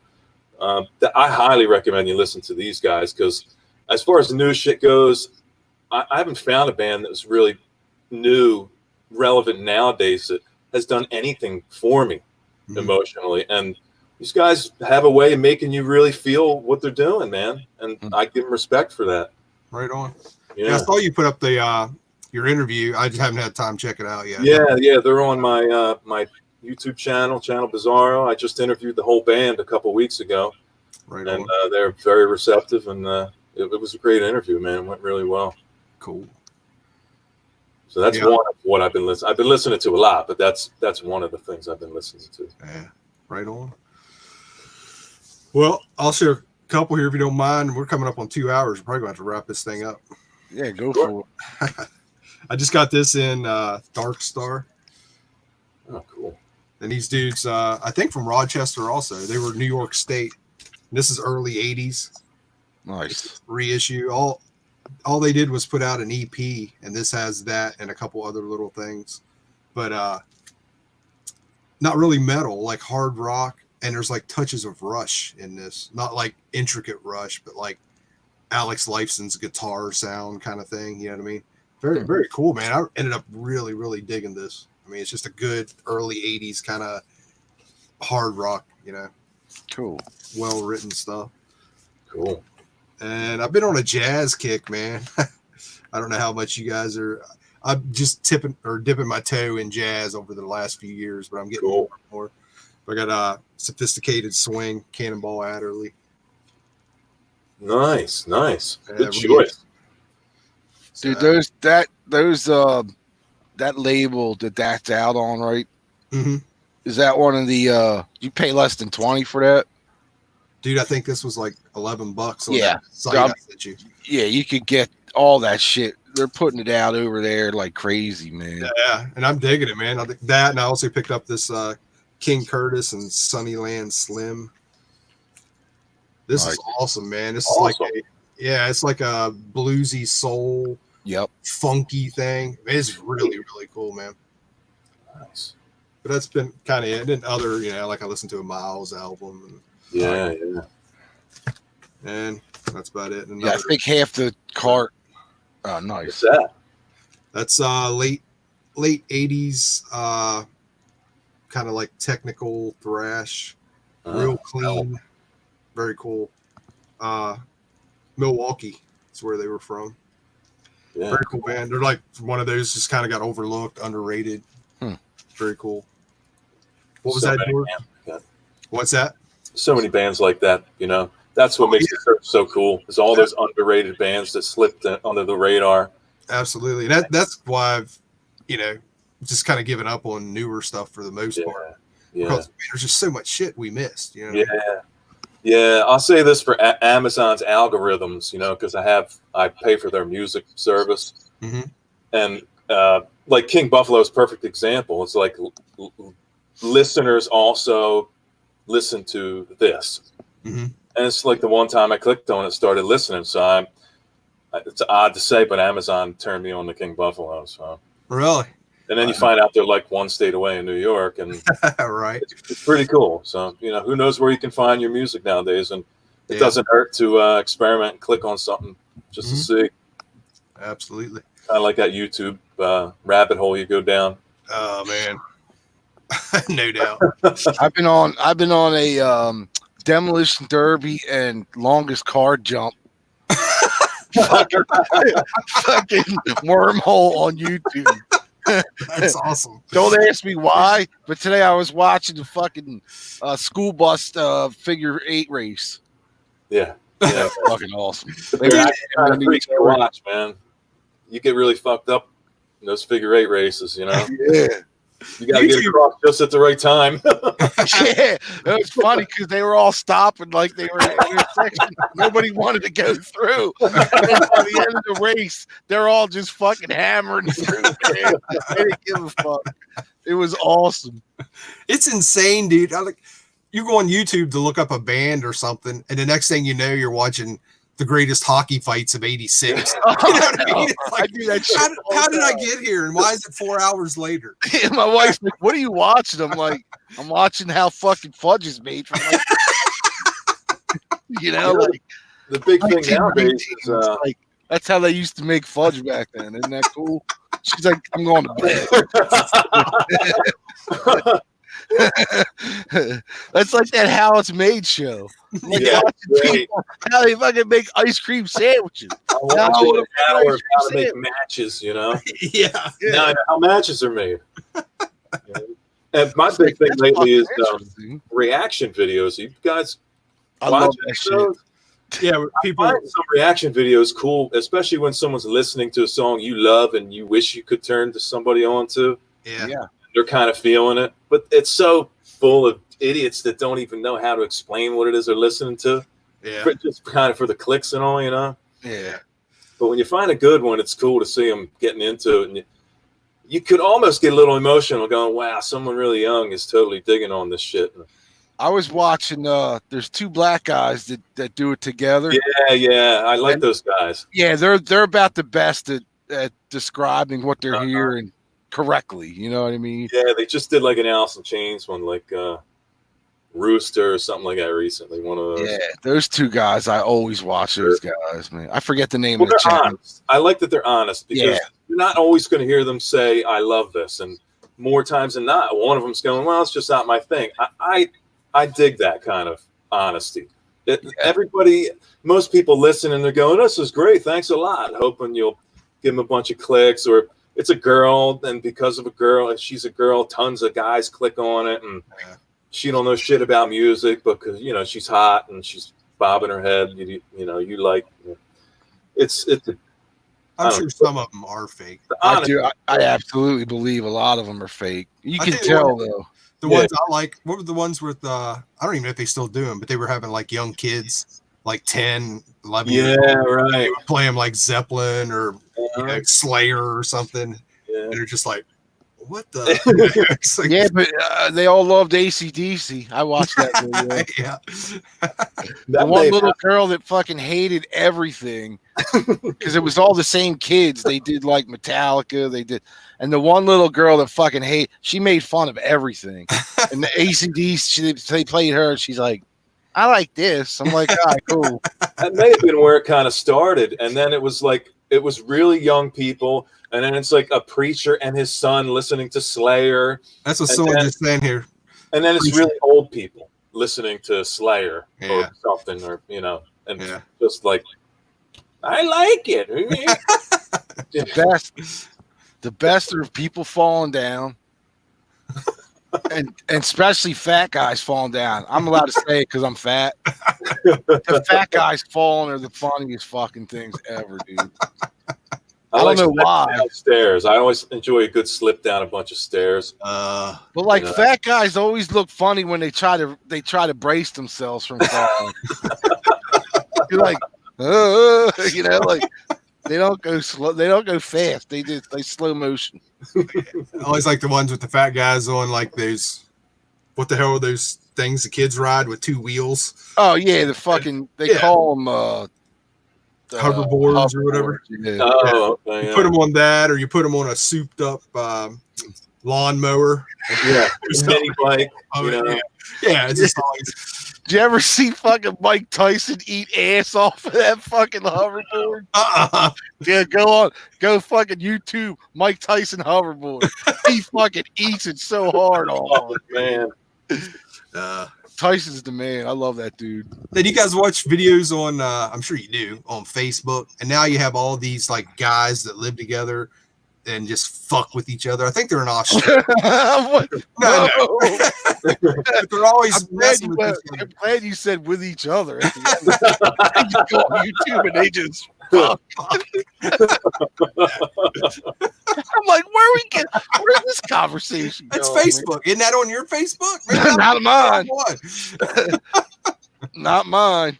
But it's like these dudes that live in Australia and they're always messing with each other, man. And like to the point of fucking up each other's cars. Like the one dude cut a sunroof in the top of the guy's car with a grinder. You know what I mean? It's like, but after a while, it's like, it's funny to begin with, but after a while, it's like, okay, you're just kind of doing this stuff to get the clicks and get. Oh yeah, for sure. Yeah, it's all set up, but it's funny as fuck. Those guys are like they started out punching each other in the nuts. I think that's all it was. They were showing like YouTube videos. They would walk past each other and be like whap, and then the guy would hit the ground and like he always called him a bastard or something. There's a bunch of them on there, dude. Like there's a brother and a sister, and it's like I don't know. They're prank videos, I guess. Yeah, they're Vance said exactly what I said. I watched the Australian guys that drop shit off of that big ass tower. That they must either own it or rent it. I don't know, but they're always dropping shit off of this huge like. Is that the one they dropped the car onto the trampoline? Yeah. Yeah. And they showed super slow mo. Yeah. Like last week they dropped like they filled up this huge barrel of fucking Easter eggs and then showed it in slow motion as it exploded. That looked cool as shit, man. Who used to do that? Was it Conan or Letterman? I think Letterman used to drop shit off, TVs and pumpkins and shit. I like climbing videos. I've been watching a lot of like illegal climbing videos. Like a guy will end up at a super tall building and he'll just start scaling up the side of it and run across a giant crane, if a building is kind of, 50, 60 stories in the air, or Can't watch that. Yeah, if I'm too high, I want to throw up. Like, climb the pyramid, like the Khufu pyramid. Some dude just ran up and climbed all the way up to the top, and yeah, fuck that. it was fucking cool. It gets you going, you just one fucking slip, I was last night, because I smoke a lot before I go to bed, and I was looking at Facebook, and there was a picture from back in the 30s of some guy building a skyscraper way up on a beam. Oh yeah, and just walking around, man. What's that? He's just walking around like it's no big deal. He's like straddled over the beam, and he's like pounding, the whatever it is in. But he's so high. Like, when I saw the picture, I was like, oh. I was like, holy shit, look how high that dude is, man. Dude, I got a buddy that does that for a living. He's done it for like close to 30 years. Wow. And he'll send pictures or post pictures. Like, wasn't very long ago they were working on, like at a nuclear reactor. They have those big kind of funnel things. They were up working on one of those, and it's like, dude, how do you do that? And he's like, it doesn't bother me, man. I've dealt with some heights. Being a painter, I painted bridges. I've underneath bridges. I've been above the Delaware River painting under a bridge, hanging off a bosun's chair and shit like that. And elevator shafts, 600 foot deep. And no way, man. Why would you paint kind of person? Elevator shaft? No, you can't see it. You got to seal it in, fireproof. Spray this kind of paint in there that doesn't burn, that kind of stuff. But I can't imagine myself doing it nowadays. This was when I was younger, in my 20s. I'd be the first up there. Now you couldn't fucking pay me to go up there. I fall down. Thinking about some of the shit I used to do freaks me out. Yeah. Especially when I look at pictures. Somebody's got a picture of me hanging 200 feet above the river, It's like I look at a picture and I go, wow, you're fucking nuts. Yeah, I'm not big on heights. Nah, me neither. I'm just getting smarter. That's all. I helped my father-in-law like 25 years ago put a roof on a shed. Not even a house, a shed, like those wooden sheds in the backyard. Yeah. And I couldn't get down. I was fucking scared. And I'm like, I'm 6 feet off the ground. Help me. Just leave me up here because I can't get down. I froze up. It was weird. Most of the time it's not that you're that far off the ground. It's that your head is on top of your body. Your feet are actually only a few feet off the ground, but your head is like another 6 feet in the air. Yeah. Right? And that's what freaks you out more than anything, The air's fucking way thinner up there. Because I get lightheaded every time I get. And I get nervous. Like last year at the shore, we were on the 3rd floor and we had a balcony, and the balcony came up to like, your stomach. The railing on the balcony. A little too low, right? Yeah, the fucking kids be like, the boys, my oldest son and his 2 friends were down. They're like lean and smoking. I'm inside like this looking at them. You have to get away from there. And then the little ones, I was like, they would walk out to look over. I'm like, don't you go near there. Like, get back here.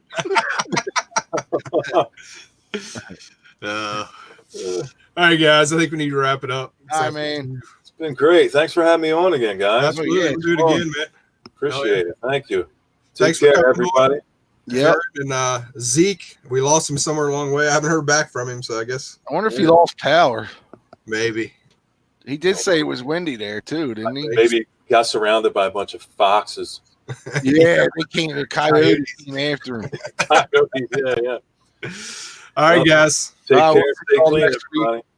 Click that thumbs up and hit the little bell icon. You'll be notified anytime we come on live. So we'll see you. Thanks everybody for joining tonight. Yep. Thanks a lot. Thanks. Take care. We'll see y'all next time.